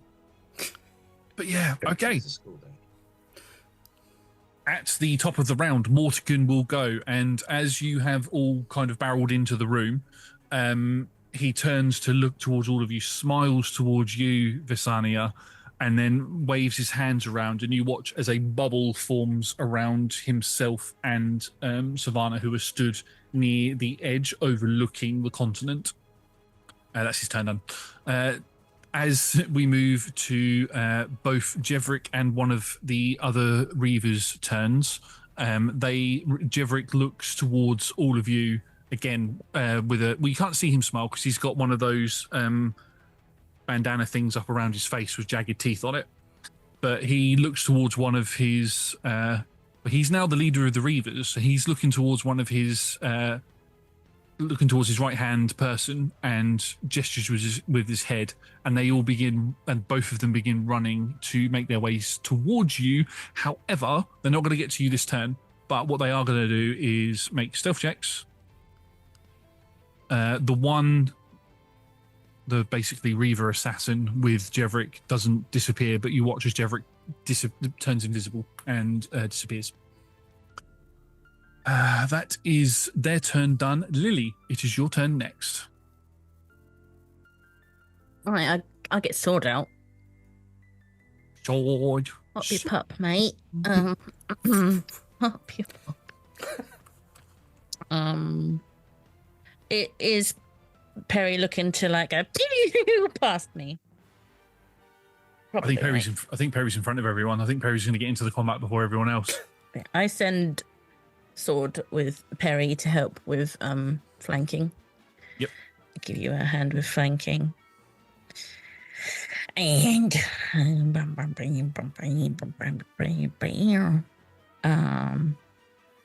sorry, I should have. You are all good. In terms of measurements, everybody is 60 feet away from you. Perfect. I am going to send a flaming sphere in the middle of everyone. Just like bowling. Like... If you could finish this early, just... Yeah. Okay, so your flaming sphere is going to hit 1, 2, 3, 4, 5, 6, 7 of them. Okay, yeah, you have to make dex saves for me. 1, 2, 3. So these are what would be considered the grunts. But of course. They got... What's your DC? 15. 15. So one passed, the other 3 failed of those. The 2 mages... both passed because they both rolled one rolled an 18, one rolled a 19. One of the assassins, because there's 2 of them, failed. Cool. And that is everyone that's in range. So yes. Lovely. Oh, those that failed get half anyway. It's only a 12. 12 is still 12. So So one took half from that. The mages took half, and the assassin took the full amount, but the assassin's going to use their reaction to use evasion to half it. Cool. But as your flaming sphere goes off, the flames lick up the dome that Savannah and Mortigan are in and does nothing to them on the inside. but the others unsure of what this thing is that it's come at them, and they try to block out of the way, but you watch as their clothing gets singed and everything, and you watch as the flame hits as someone who looks exactly how Elodie used to look sort of jumps backward and avoids damage altogether. I've seen the shadow before. I've You've seen met the shadow, yeah. I met the shadow. I have a bonus action still, don't I? You do indeed. I do. I'm going to move the sphere from into somebody's, into their faces a little bit more. Just because I can move up to 30 feet. And if you move the sphere into a creature's space, that creature makes another saving throw. so you can move it out and then move it back in and just do damage to all of them again. Yeah. Go for it. So do I need to make the saves again? Yes. Okay, I'll quickly do that. So the we grunts... tried to run away from this. It's coming for you. Oh my god, that was actually really good. So 3 of the grunts passed that time, 1 failed. Let's still take half, it's fine. This will take half, yeah. 2 mages, 1 passed, 1 failed, and then the 1 assassin. That's a fail. He's used his reaction, so we can't do it again. Okay. And that's 11 this time. 11, so that would be 5 to 3 of the Reaver grunts, 11 to that one. The one of the mages takes half, so takes 5, the other one takes 11, and the assassin also takes the full 11 because he's not dexterous enough. He's dumb. That was a heavy amount of damage. The Reaver, the sort of like the grunts is what I'm going to call them, and the wizards or the mages look like they are bloodied. One of the wizards looks like he's on death's door. I'm just going to stand there giggling a little bit. I'd just like to say that you just did a total of...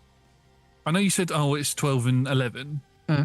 You just did a total of 113 points of damage across all of those creatures. Yeah, she's the kid of the Titan. Yeah, so that's nothing to be disappointed about. It's a green flame ball. Does that help?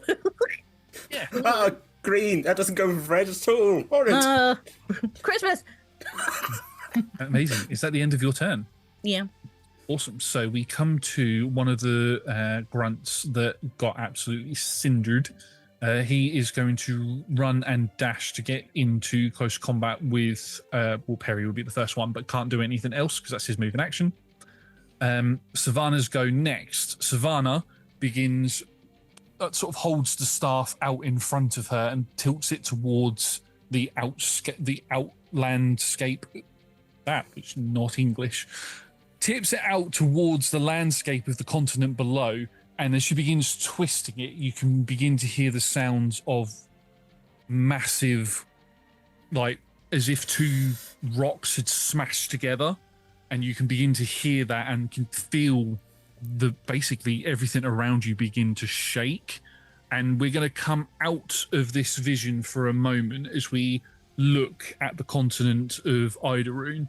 And as Savannah's twisting this staff around, we zoom in on the northern city of Lyrilla, which is a clifftop city, the capital city of the Dimigan Empire, on the surface anyway, that has large cliff facings that lead into the water.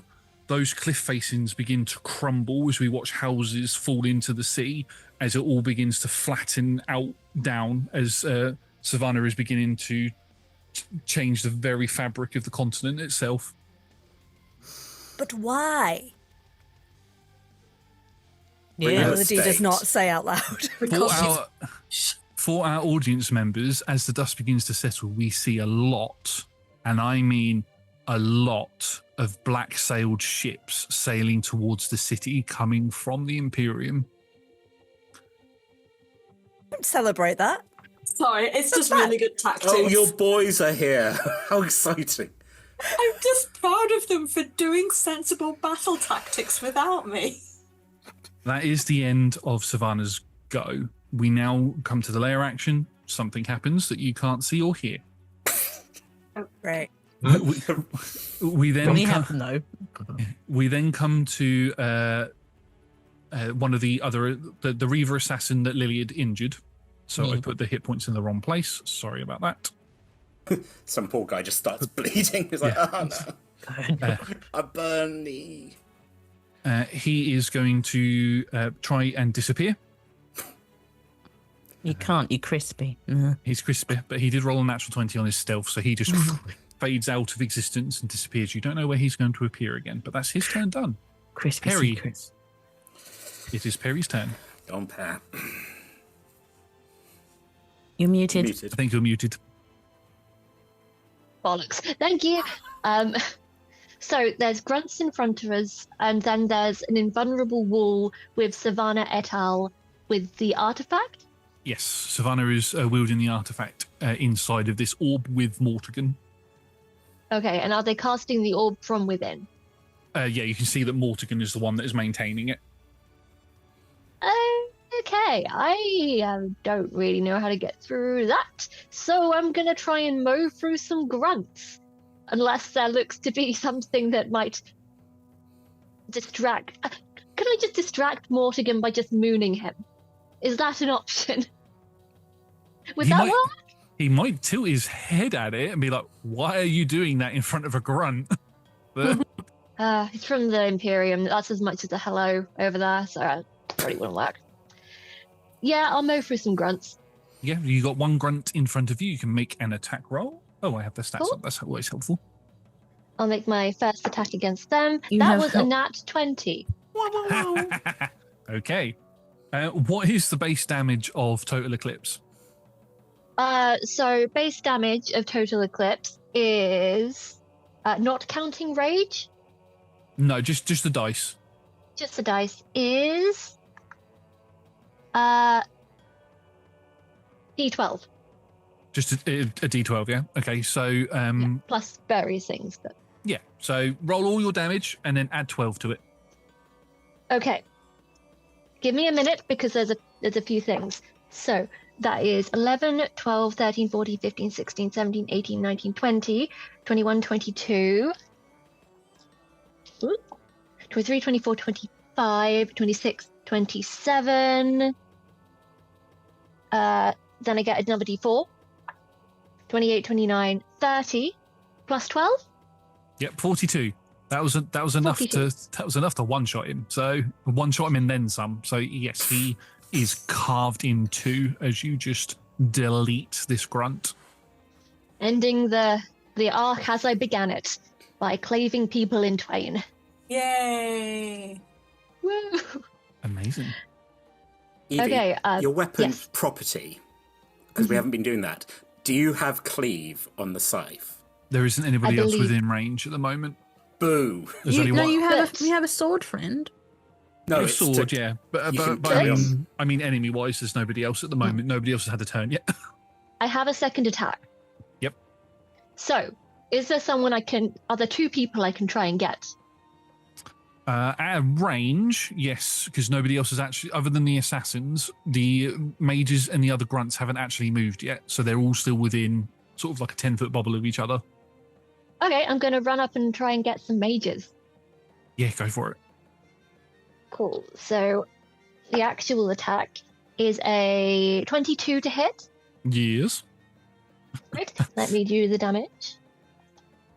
So that's 5, 6, 7, 8, 9, 10, 11, 12, 13, 14, 15, 16, 17. Wait. 1 sec. Okay, sorry. Many things. You're all good. Oh god, I forgot what I rolled. 17. 22 to hit, 17 damage was what you were on. Yeah. Okay, so I was on 17. Yes, that's 17, 18, 19. Then I don't get anything else from that. But I still get another d4 because Enlarged. Yep. 19, 20, 21, 22, 23. Yep. On this guy. And then I get to cleave. What does cleave do? So, I basically get to do like my second attack again, really. so cleave is also for the weapon. If it goes over the HP, that damage 5 feet carries on into someone else. So the scythe would just, if someone else is in 5 feet, would just keep going. Does it keep going until the damage is done? Yeah, so like if you were 21 over, it does 21 to the next person next to them. How much damage did you do in total? Sorry, Perry. 41. Was it 21 or 27? I can't remember. I don't have a good memory. That's fine. Let's go. Add your D. She got up to like low 20s and then got an extra bit more. So I think 27 sounds more likely. Yeah. Did you add your D4 for being large? Yes. Yes. Yes, did. Yeah. Yes, did. Sorry to throw this at you. I was just like, it went over. You can use that damage from someone else. As you cleave this first one in half, you run forward and you jump into the air and land into the middle of all of it. Well, even before you land, you do a large spin attack as you into the middle of all of them, and there are just body parts everywhere. You did exactly enough damage to take out both mages and another grunt with what they had remaining left from Lilly. Great. It's a perfect tag team right there. So that is... Was that both attacks, or was that what I'm losing track? That was both of your attacks, yeah. That was both of them. Sorry. So I was just reading over Cleave again, and it's actually once per turn. If you hit a creature with the weapon, you can make another melee attack against a second creature within 5 foot of the first. And on a hit, it takes the damage, but without the ability modifier. So it's slightly different from what we did. I think Okay. that's the 24 version. The one I'm talking about is the 5e version. So Yeah.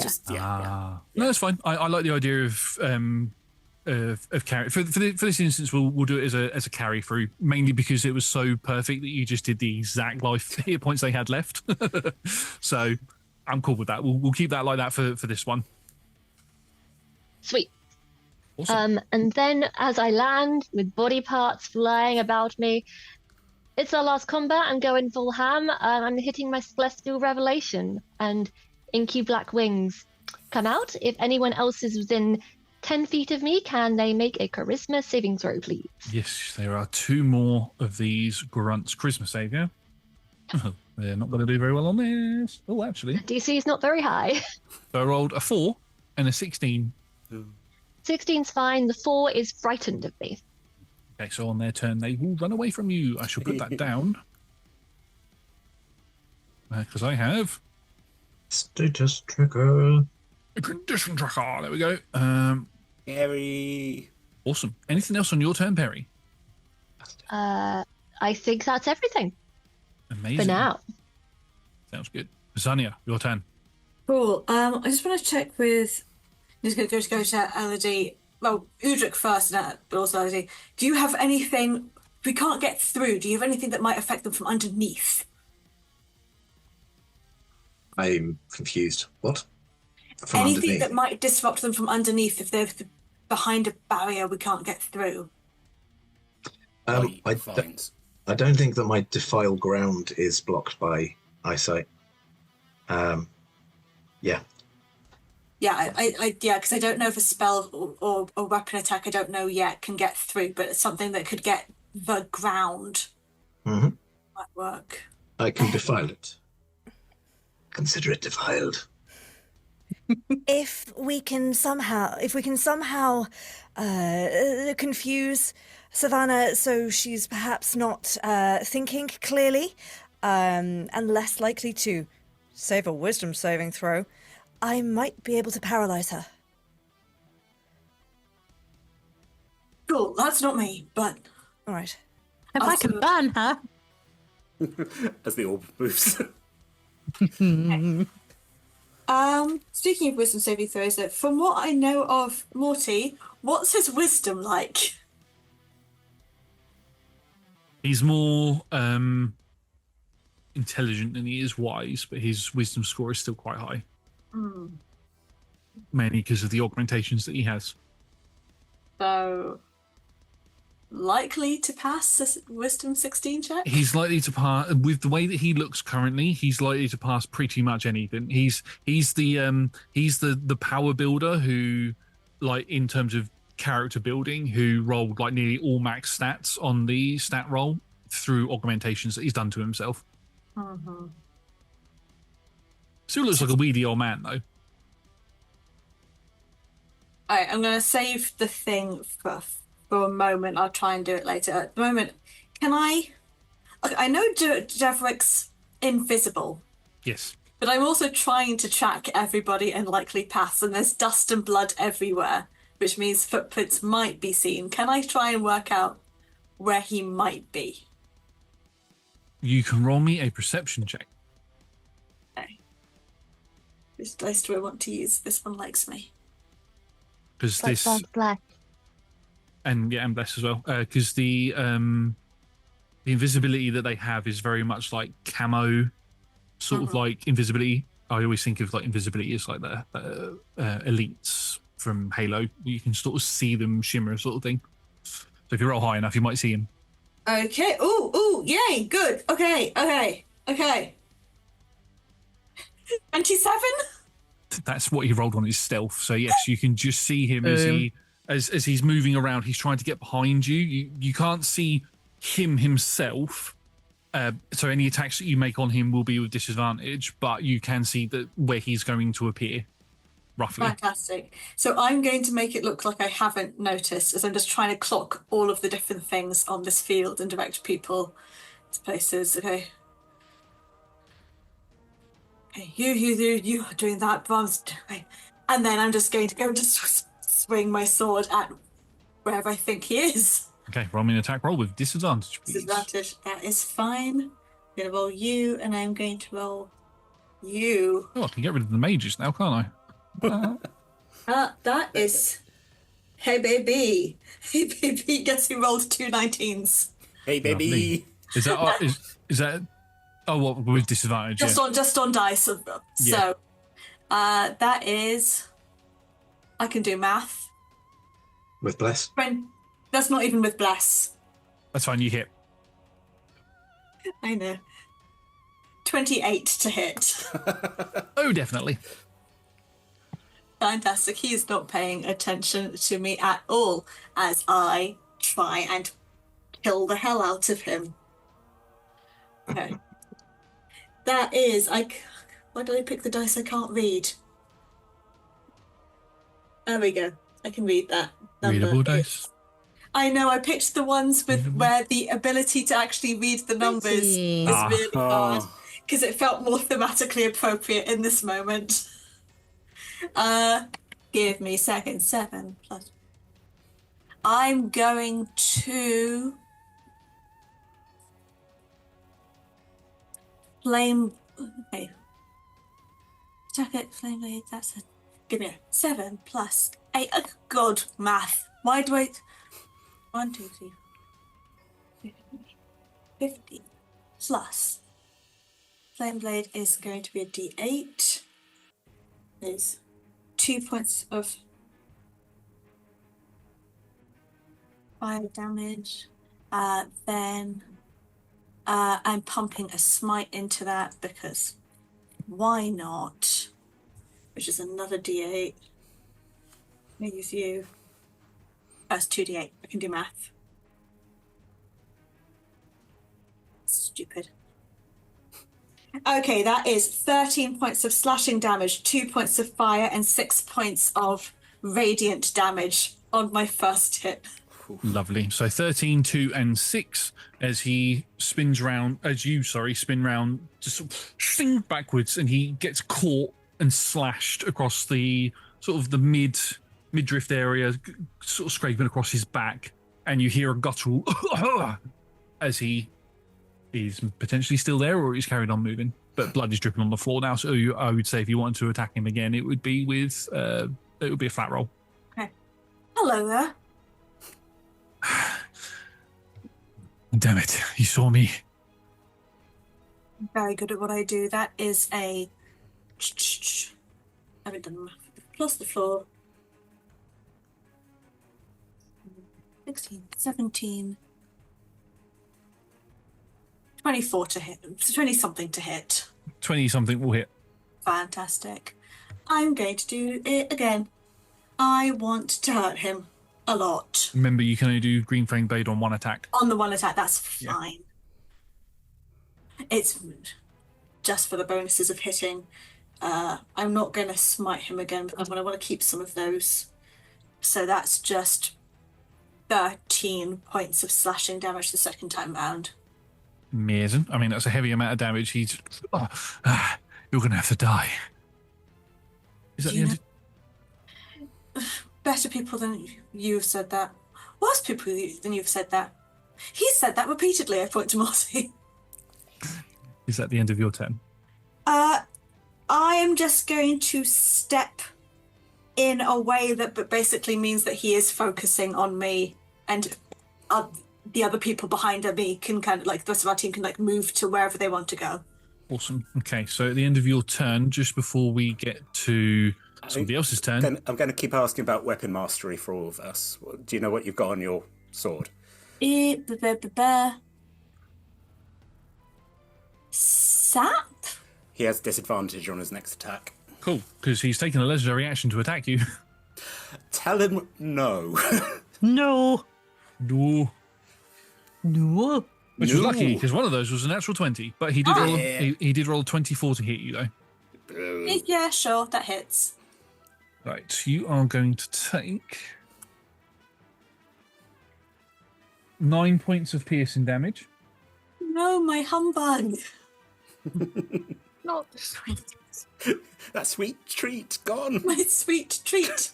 That was too sweet for me, but not the worst I've had. I'll take it. And 16 points of poison damage, and you are now poisoned until the start of your next turn. No, the end of your turn. Sorry. Cool, and that disadvantage on stuff. Yes, disadvantage on D20 rolls, basically. That's fine. I can cope. And a concentration check on Bless, please. Total damage that you took from that was 21. So I am, remind me, my brain is braining, aiming for a... 10. It's half damage rounded down, yeah. I get to... Give me a d4. I make it. Okay, awesome. So he stabs at you. You are poisoned.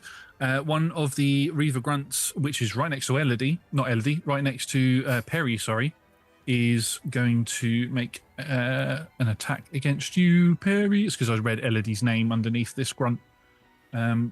So just going to attack you, Perry. Natural 20. Okay. Rude. Again, this is Aeodrun rules, so creatures can't actually crit you, but they can do additional effects. So it is going to do 3 points of slashing damage, which you'll half, and it is going to direct its attack at your leg, causing you to fall prone. I am halving up or down? Down. So you'll take one. No. Owie. 1 point of slashing damage, but you are knocked prone from the attack. Okay. Just Irritating. stop biting their ankles from the floor. Yeah. That is that grunt's turn done. Elodie, it is your turn. Okay. So Savannah is behind some kind of wall of force. In some sort situation. of a dome. Does it look magically created, or does it look like there's a button I can push? Magically created by Mortigan, who is also inside it. Oh, but Visenya is fighting Mortigan. Mm-mm. No, she's not. No, she's fighting Jeverick, the assassin dude.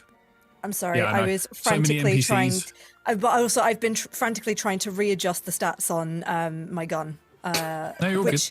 Which is still better than any of the damage spells that I can cast at second level. Have you tried a gun? Have you If just in tried a doubt. gun, folks? I mean, I do like the fantasy memes of, like, people coming in with, like, high spells and then this normal person just goes and going, yeah, so I have a gun. Bang. I cast The pew guy's pew. dead. Yeah. Okay, so please remind me, sorry, how many grunts can I see on the ground? How many grunts are currently invisible? So there are 2 grunts currently. One is in front of, in fact, slight retcon, sorry. Perry, you are not prone. You did not take 1 point of damage. The one that attacked you was frightened of you, so runs away. Yeah, it does. So that's an extra 20 wasted. So runs away from in you. his head, and then he's like, no. Yeah, exactly. I definitely did that. So there's one running away from Perry. There's one in combat with Perry still. Oh, one sec. Opportunity attack. Yes. If running away, Attack of opportunity. attack of opportunity. Yeah, you can do that.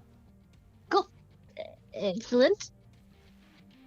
This guy visualizes what just happened, and he's like, well, at least nothing bad's going to happen to me. It's just suddenly the eclipse.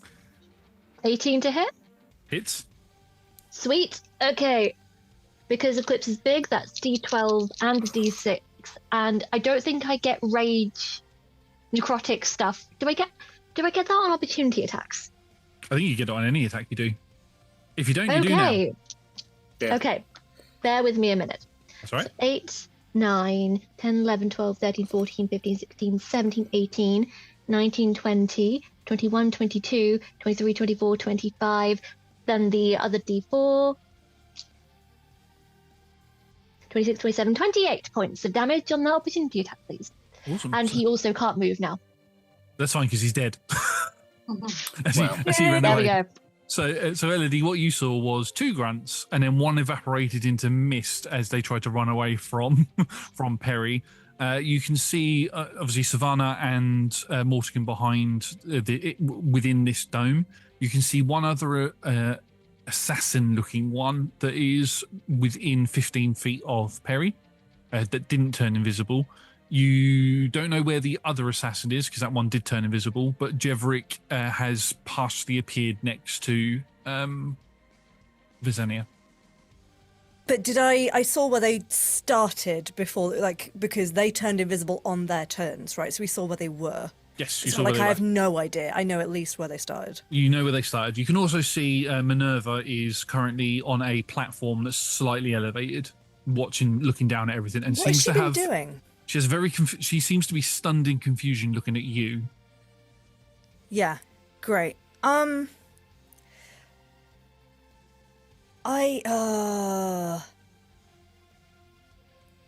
want to fly up to her. Okay, you fly up to her, and she's looking at you. What have you done?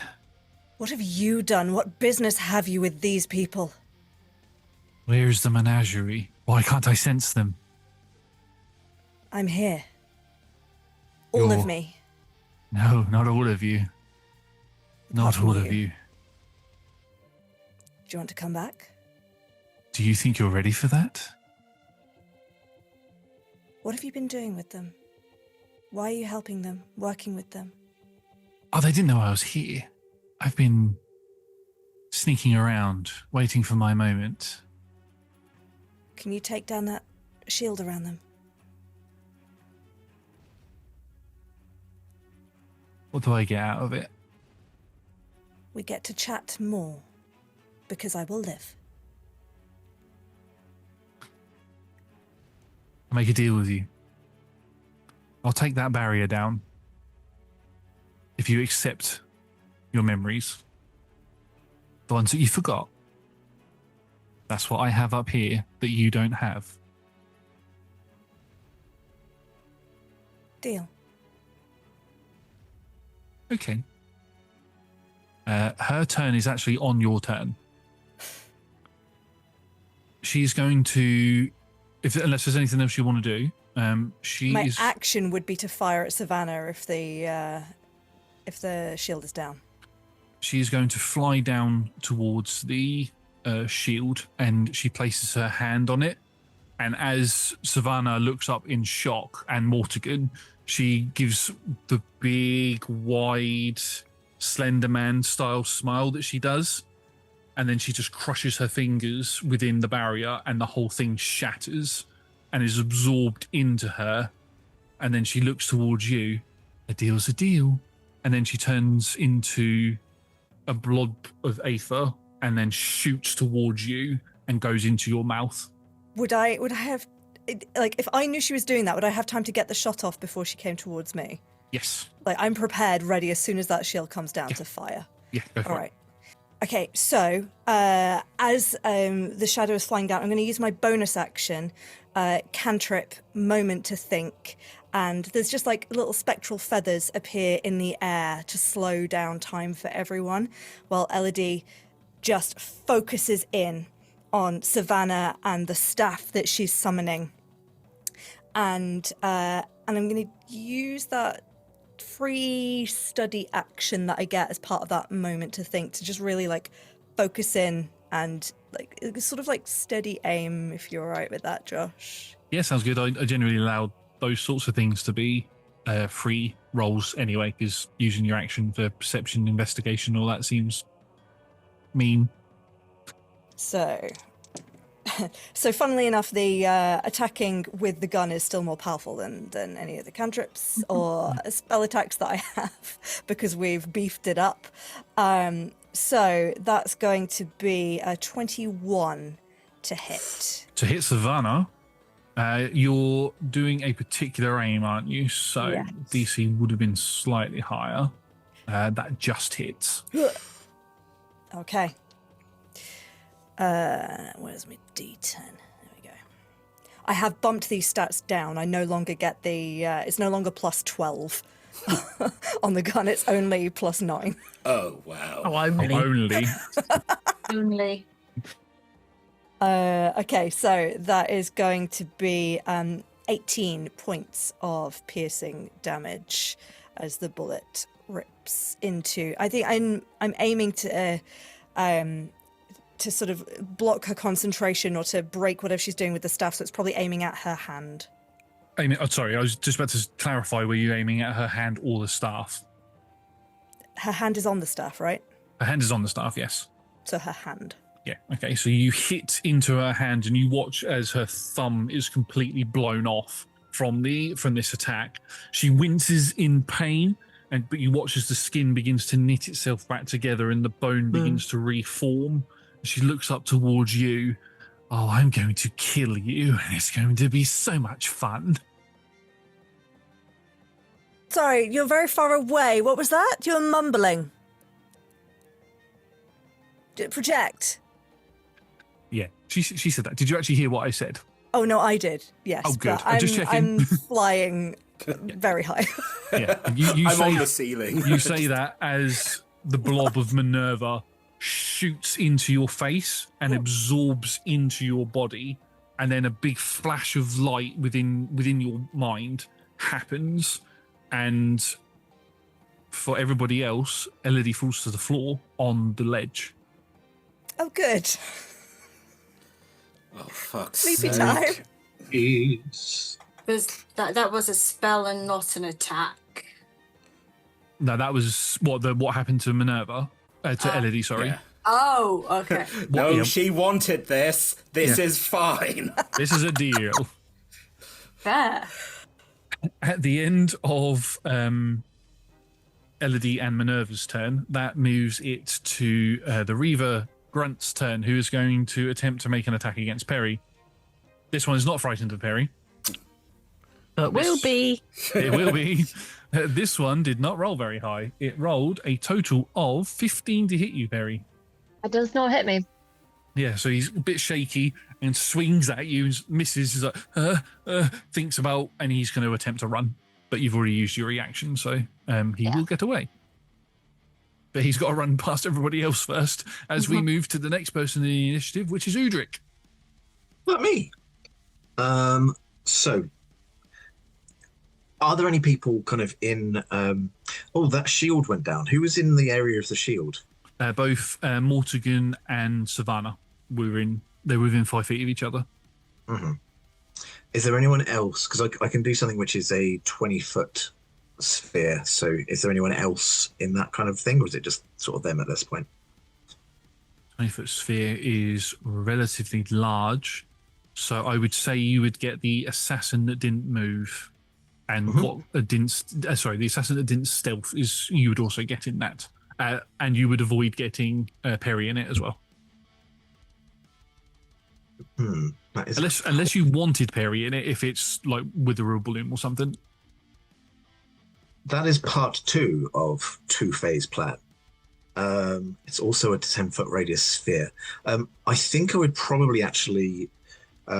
it's going to be a bit of a MasterCard logo kind of thing. Like we're going to do a Venn diagram of some of it is defiled ground, some of it is withered and bloomed, which will include Perry. So Udric's going to kind of stalk towards them.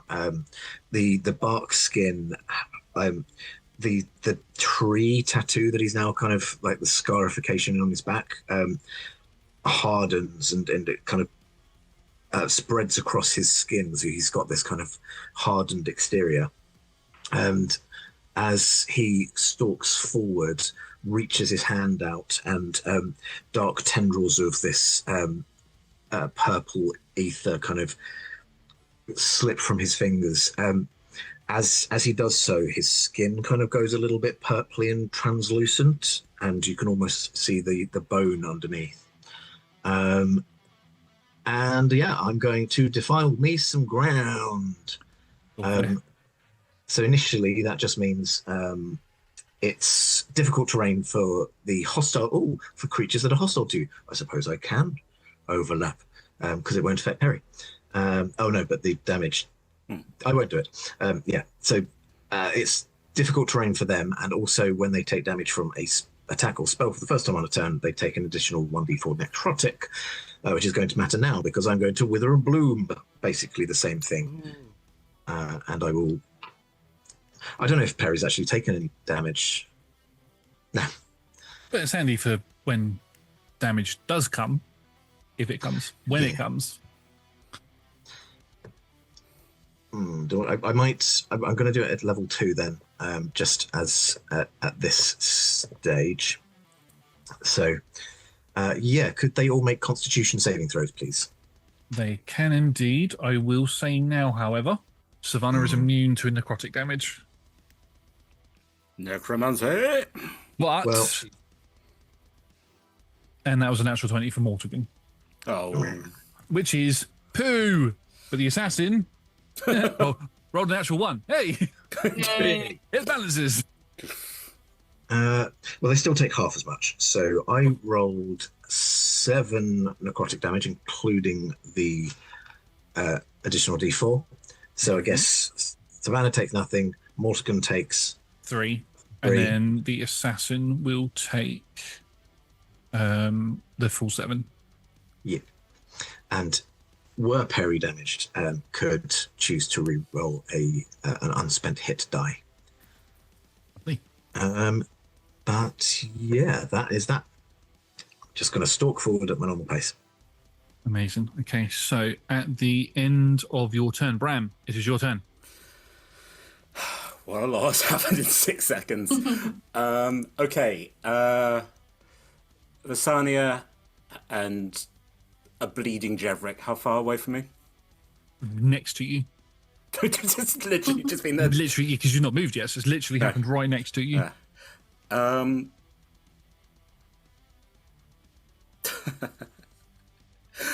If I attack where I think Jevrik is that still at disadvantage?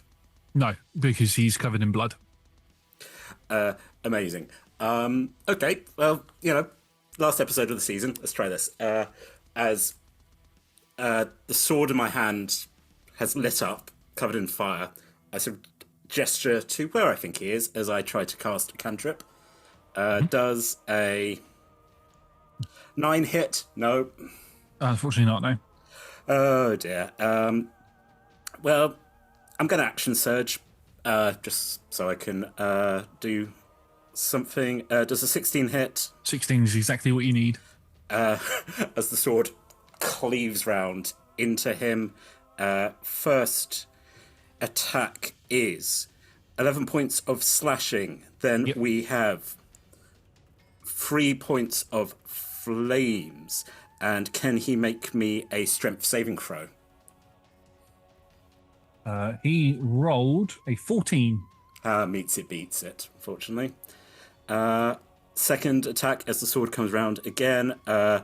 10, so it doesn't hit.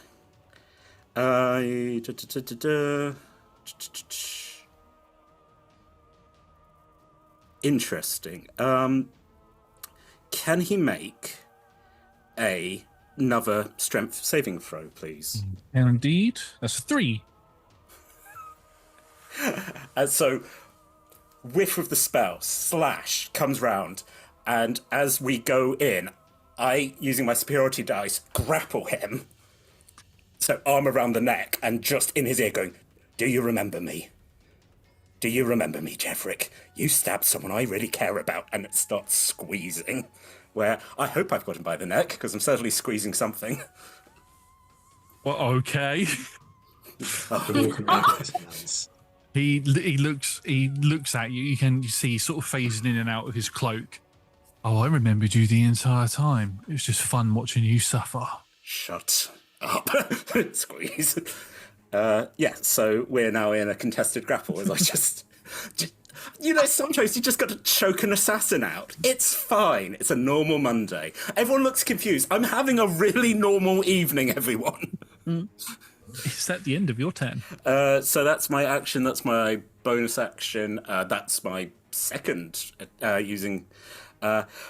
just above table, what I was casting was Starry Wisp, which would have taken away his invisibility. He would have been just covered in light, but that didn't work. Now I've just got him in my arms and fully prepared for the second time in my life to be stabbed multiple times in the chest. I just got this. It's like getting a new car. You're going to crash it in the first evening, aren't you? He is going to take a legendary action to try and stab you. This will be a disadvantage because you're grappling him. Sure. That is going to be I rolled a 15 and a 13 on the dice. That's an unholy 20. Interesting. So that doesn't hit, but I am wearing this lovely lab coat. So does that take... No, because you need to actually be hit by the attack in order for it to be destroyed. You need to take damage, is what I'm saying. So my AC is currently 21. So just... Okay. I squeeze a little harder. Okay. Yeah. At the end of your turn, we move to the top of round 2, and it is Mortigan's turn. Mortigan, seeing the barrier go down, looks slightly panicked, and then sort of turns towards Savannah and goes, "All right, it looks like we have a slight problem. Maybe just go balls to the wall with it all." And he is going to... Official strategy. He's a very odd man. I don't think we've stated that enough. He is also the adult, when a group of young adults and children gain power, he's the only grown-up in the 4 of us. There is something wrong with this man. Yeah, he is then going to attempt to cast that barrier spell again. I say attempt. This is not a spell that instantly goes up. He has to pass a spell check in order to do it. He tries to do it, and you watch as the contraption on his back short circuits, and there's steam puffs out of it. He's like, "Damn it, it didn't work. We're going to be vulnerable for a little bit, Savannah." That is the end of his turn. The assassin that had moved round is going to appear next to you, Visanya, as you have attacked his leader, and is going to attempt to attack you with 2 attacks. Wow. Okay. No, he misses because I rolled a 6 and a 7 on the dice. That's fine. He can hit me, but if I've got armor on, then next, it is Jevrick's turn. Jevrick is going to try and make 2 attacks against you, Bram, both with disadvantage. Go to sleep. No. I'm tired. Disadvantage misses on the first one. Misses on the second one as he tries to stab into you, but can't quite get the angle because he's holding his dagger in reverse grip and he can't quite get it around to stab at you because reverse grip is completely useless. Yeah, I knew that I would get a reaction out of that. Anyway, Lily, it is your turn.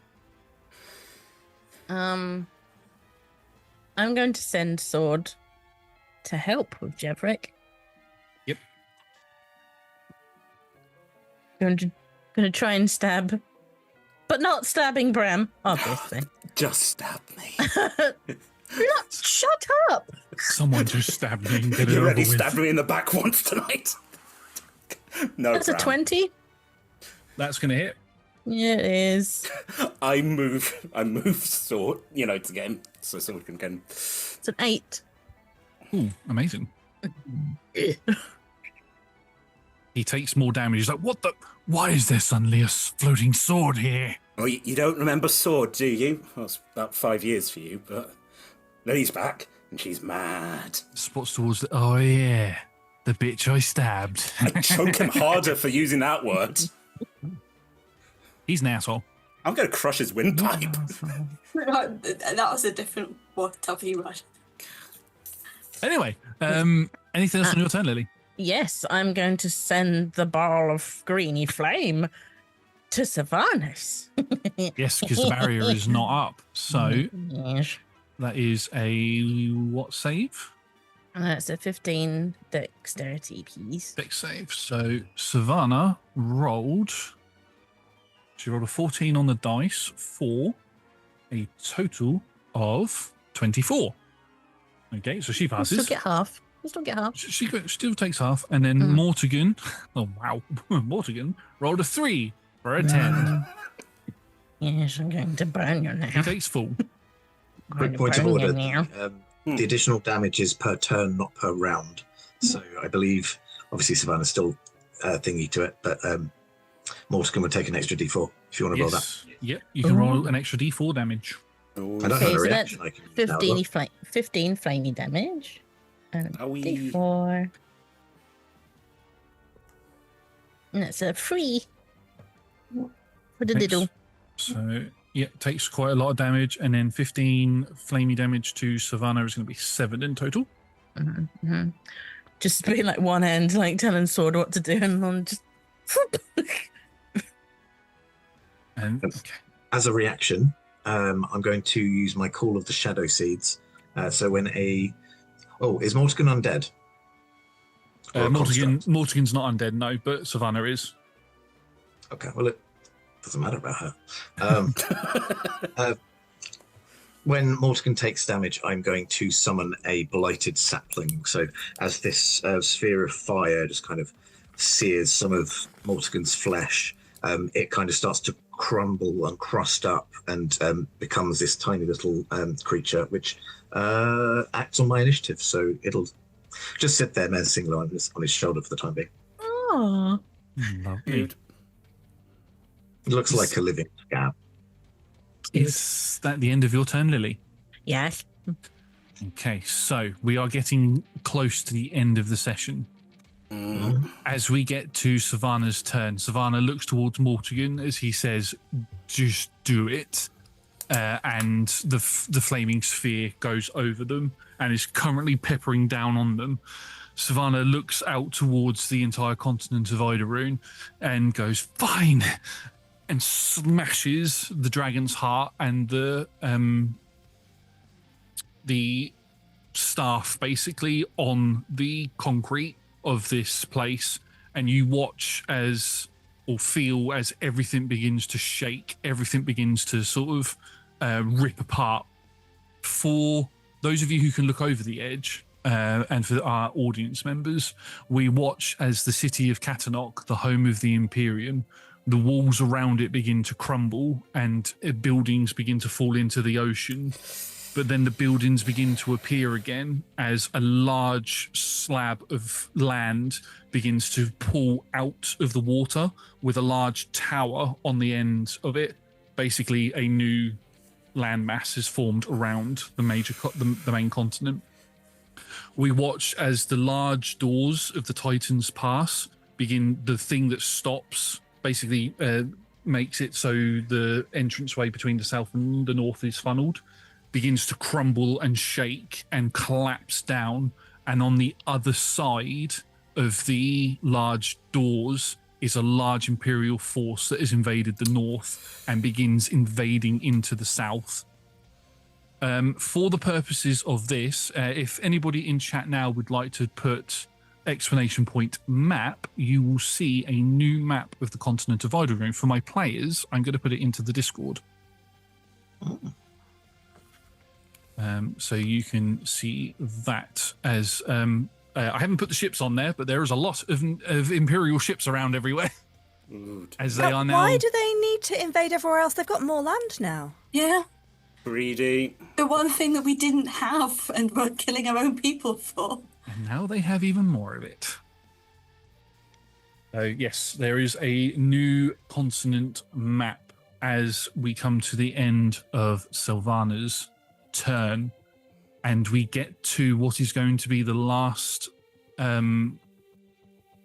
step in this combat as we hear the sounds of footsteps and a stick come from near where Elodie is currently laying on the balcony. Going to come to Elodie quickly, actually, because we need to address that. Elodie. Do we? Yes, we do.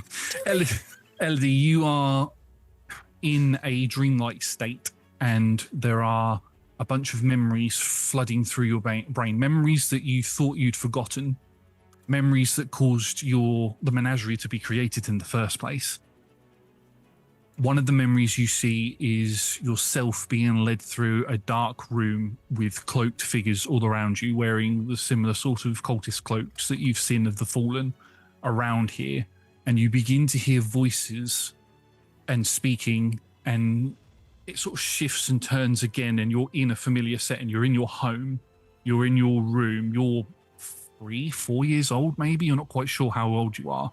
But you can hear speaking on the outside, and it's your mother and father speaking to another figure, and they're saying, yes, we've done the tests. She is an angel blessed. Right, an angel blessed. That's good. We know that Ethia is looking for a new host, so if we can falsify her abilities, then she can become Ethia's host, and then we can control the Guardian of Light. Prepare her for the ritual. We will take her there now. And it leads back to this ritual site. And as you are placed, ready for this ritual to take place, a large beam of light shoots into the room, and you can feel this warm presence around you as Ethia appears in her spirit form, not attached to a body, not being hosted by anybody. She appears as she is, as like a spirit, and she blocks this ritual from being done to you. But in the process, the menagerie is created.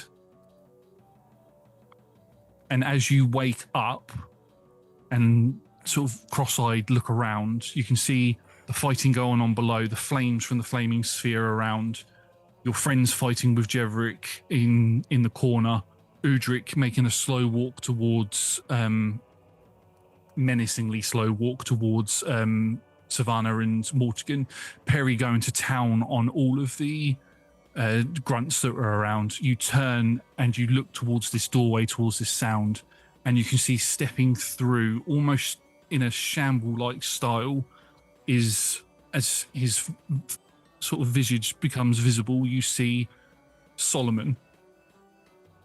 No, this is the one thing we didn't want to happen. Although he looks No. different. Go away. He has purple veins streaking up his face. His eyes are completely purple. He has a big bite mark on his neck. His beard is covered in purple ichor from blood that he spat out. And as you look up towards him and go to say something, he flicks his fingers, and the rest of you watch as Elodie is scattered into dust across the entire floor. Okay.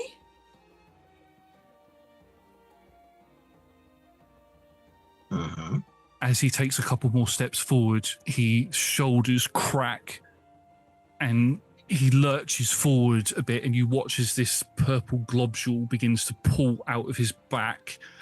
A figure begins to stand up from him, and you watch as it tears away from him. Solomon's eyes roll back in his head, and a seemingly lifeless body falls to the floor of Solomon's as this tall figure stands up, stretches its hands outwards and just cracks its knuckles before waving its hand across the entire field, and all of you feel locked in place. And as his face begins to morph and change into that of a pale-skinned man with slightly pointed ears, wearing darkened robes, but there's something wrong. He feels like there's something missing from him. Perry, even though your memories are scattered at the moment, this man looks like the god Deverus.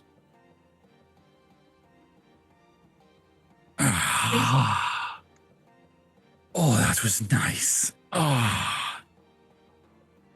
That creature inflicted so much pain across to this vessel that I've been traveling in for thousands of years. but the aether that she pumped into him allowed my shard to grow. And now I am the shard of Bahamut. I will take over the primordial's body. Oh, hello, Peripatea. It's good to see you. Dev? He floats down onto the ground and starts making his way towards you. Mortigan, Savannah, you have both done particularly well. You should be rewarded. There's too many enemies around here. I don't like... What are you doing? Looking towards you, Udric. No, I don't like you. He flicks his hand, and Udric, you turn to dust, scattered across the floor. Okay. Feels a little bit better. Feels a little less personal. Now, Peripatea, have you come to watch my ascension, my awakening? This isn't you. We go back to how it was. Oh no, I don't like everything how it was. I want something new. Now that my brothers and sisters aren't here and I'm the only one that now walks the earth, I can Dev, it do wasn't what all I bad. want. It's not all bad, Dev. Oh, you misremember history so much more than what you think. So much to learn, Peripatea. I do have one thing to ask you, though. Oh, God. What is it? Pick one. Points towards Lilly and Bram. Pick one of them. Pick one for what? You're going to have to be more specific. Which one dies next? Oh, okay. Those are the only two options? Oh, yes. I've been told not to touch, or I've been asked not to touch the other one. Looks towards you, Visania. Point of order before I choose, by the way. Was it you that was trying to control my reincarnations by any chance? I always try to control your reincarnations. Yes, I want all of my children back with me. Fuck's None sake, of Dad. you ever listen. We've been over boundaries. Why don't you respect boundaries? Are you going to pick? Why don't you do me? No, that seems boring. He flicks both his hands and both Lilly and actually, Bram, you turn to dust. Lilly, as you go to turn to dust, sword darts in front of you and tries to block the attack. And as this happens, you can watch as Deverus is like, persistent little spirit, and throws his hand out. And just as both of you begin to turn to dust, you watch as the spirit of your brother appears out of the crystal holding the sword, as your brother has been in the sword the entire time. And you both turn to dust. I also don't want to be too grim, but I've been holding Jevrik in a chokehold for about 2 minutes. I think he might be dead. Oh yeah, Jevrik dies as well. Yeah, he doesn't care. He doesn't care about friendlies. I'm just saying, I just choked a man to death. It's justice, but it's not good. You were frozen. It's fine. I was frozen. Yeah. When I go and confess to the Guardians later, I was like, it was bad. Okay. Well, now that this is all dealt with, and there's just you two, Savannah requested you as hers, Peripatea, and Mortigan here wants you, Mortal. I'm going to take my rightful place as the new primordial dragon, and then I'm going to destroy this world. Goodbye. And he walks off. Harry had a look of profound sadness and disappointment on their face. And as he places his hand on the nozzle on the nose of Bahamut, you watch as his form begins to turn into aether and pull into the stone as it begins to crack, and the dragon sort of just slumps off and falls off of the barrier, off of this large continent, tearing it apart as that happens. Savannah grabs you, Perry, and Mortigun grabs you, Visania, and you are all teleported out separately as this floating continent shatters into the sky. A large dragon is seen flying off in the distance as the barrier that was protecting Idorune is shattered. This is a story that Rodney's been telling some children. This is so dark. Yeah. And then they turn to dust, babies. And that is actually where we're going to come back to that story. And the children are looking horrified, like, but what happened to Perry? What happened to Visania? Surely they got out, right? Oh yes. Oh, I mean, certainly they did. But it's quite the tale that I must tell you. That is where we are going to leave this cliffhanger of a season. Thank you very much, everybody, for watching. We have been Roll Together RPG. If you like what you've seen, we do D&D content on Monday, from 6 p.m. UK time on our Twitch channel. You can also join us throughout the week for other content. Join our Discord and follow us on the social medias to find out what we do, when we do, and how we do it. Massive thank you to my players for going along with everything that we've done in tonight's session. Massive thank you to all of you for watching, and to our sponsors and supporters, and to the D20 Club Dice Heads and other tiers on Patreon. They are fantastic. They are the best. You can join them from as little as $1 of your local currency per month, or $1 goat, which must be sent to Tom for a variety of different reasons, so he can get home to his boy. Anyway, we're going to go, and we will see you next time. Goodbye.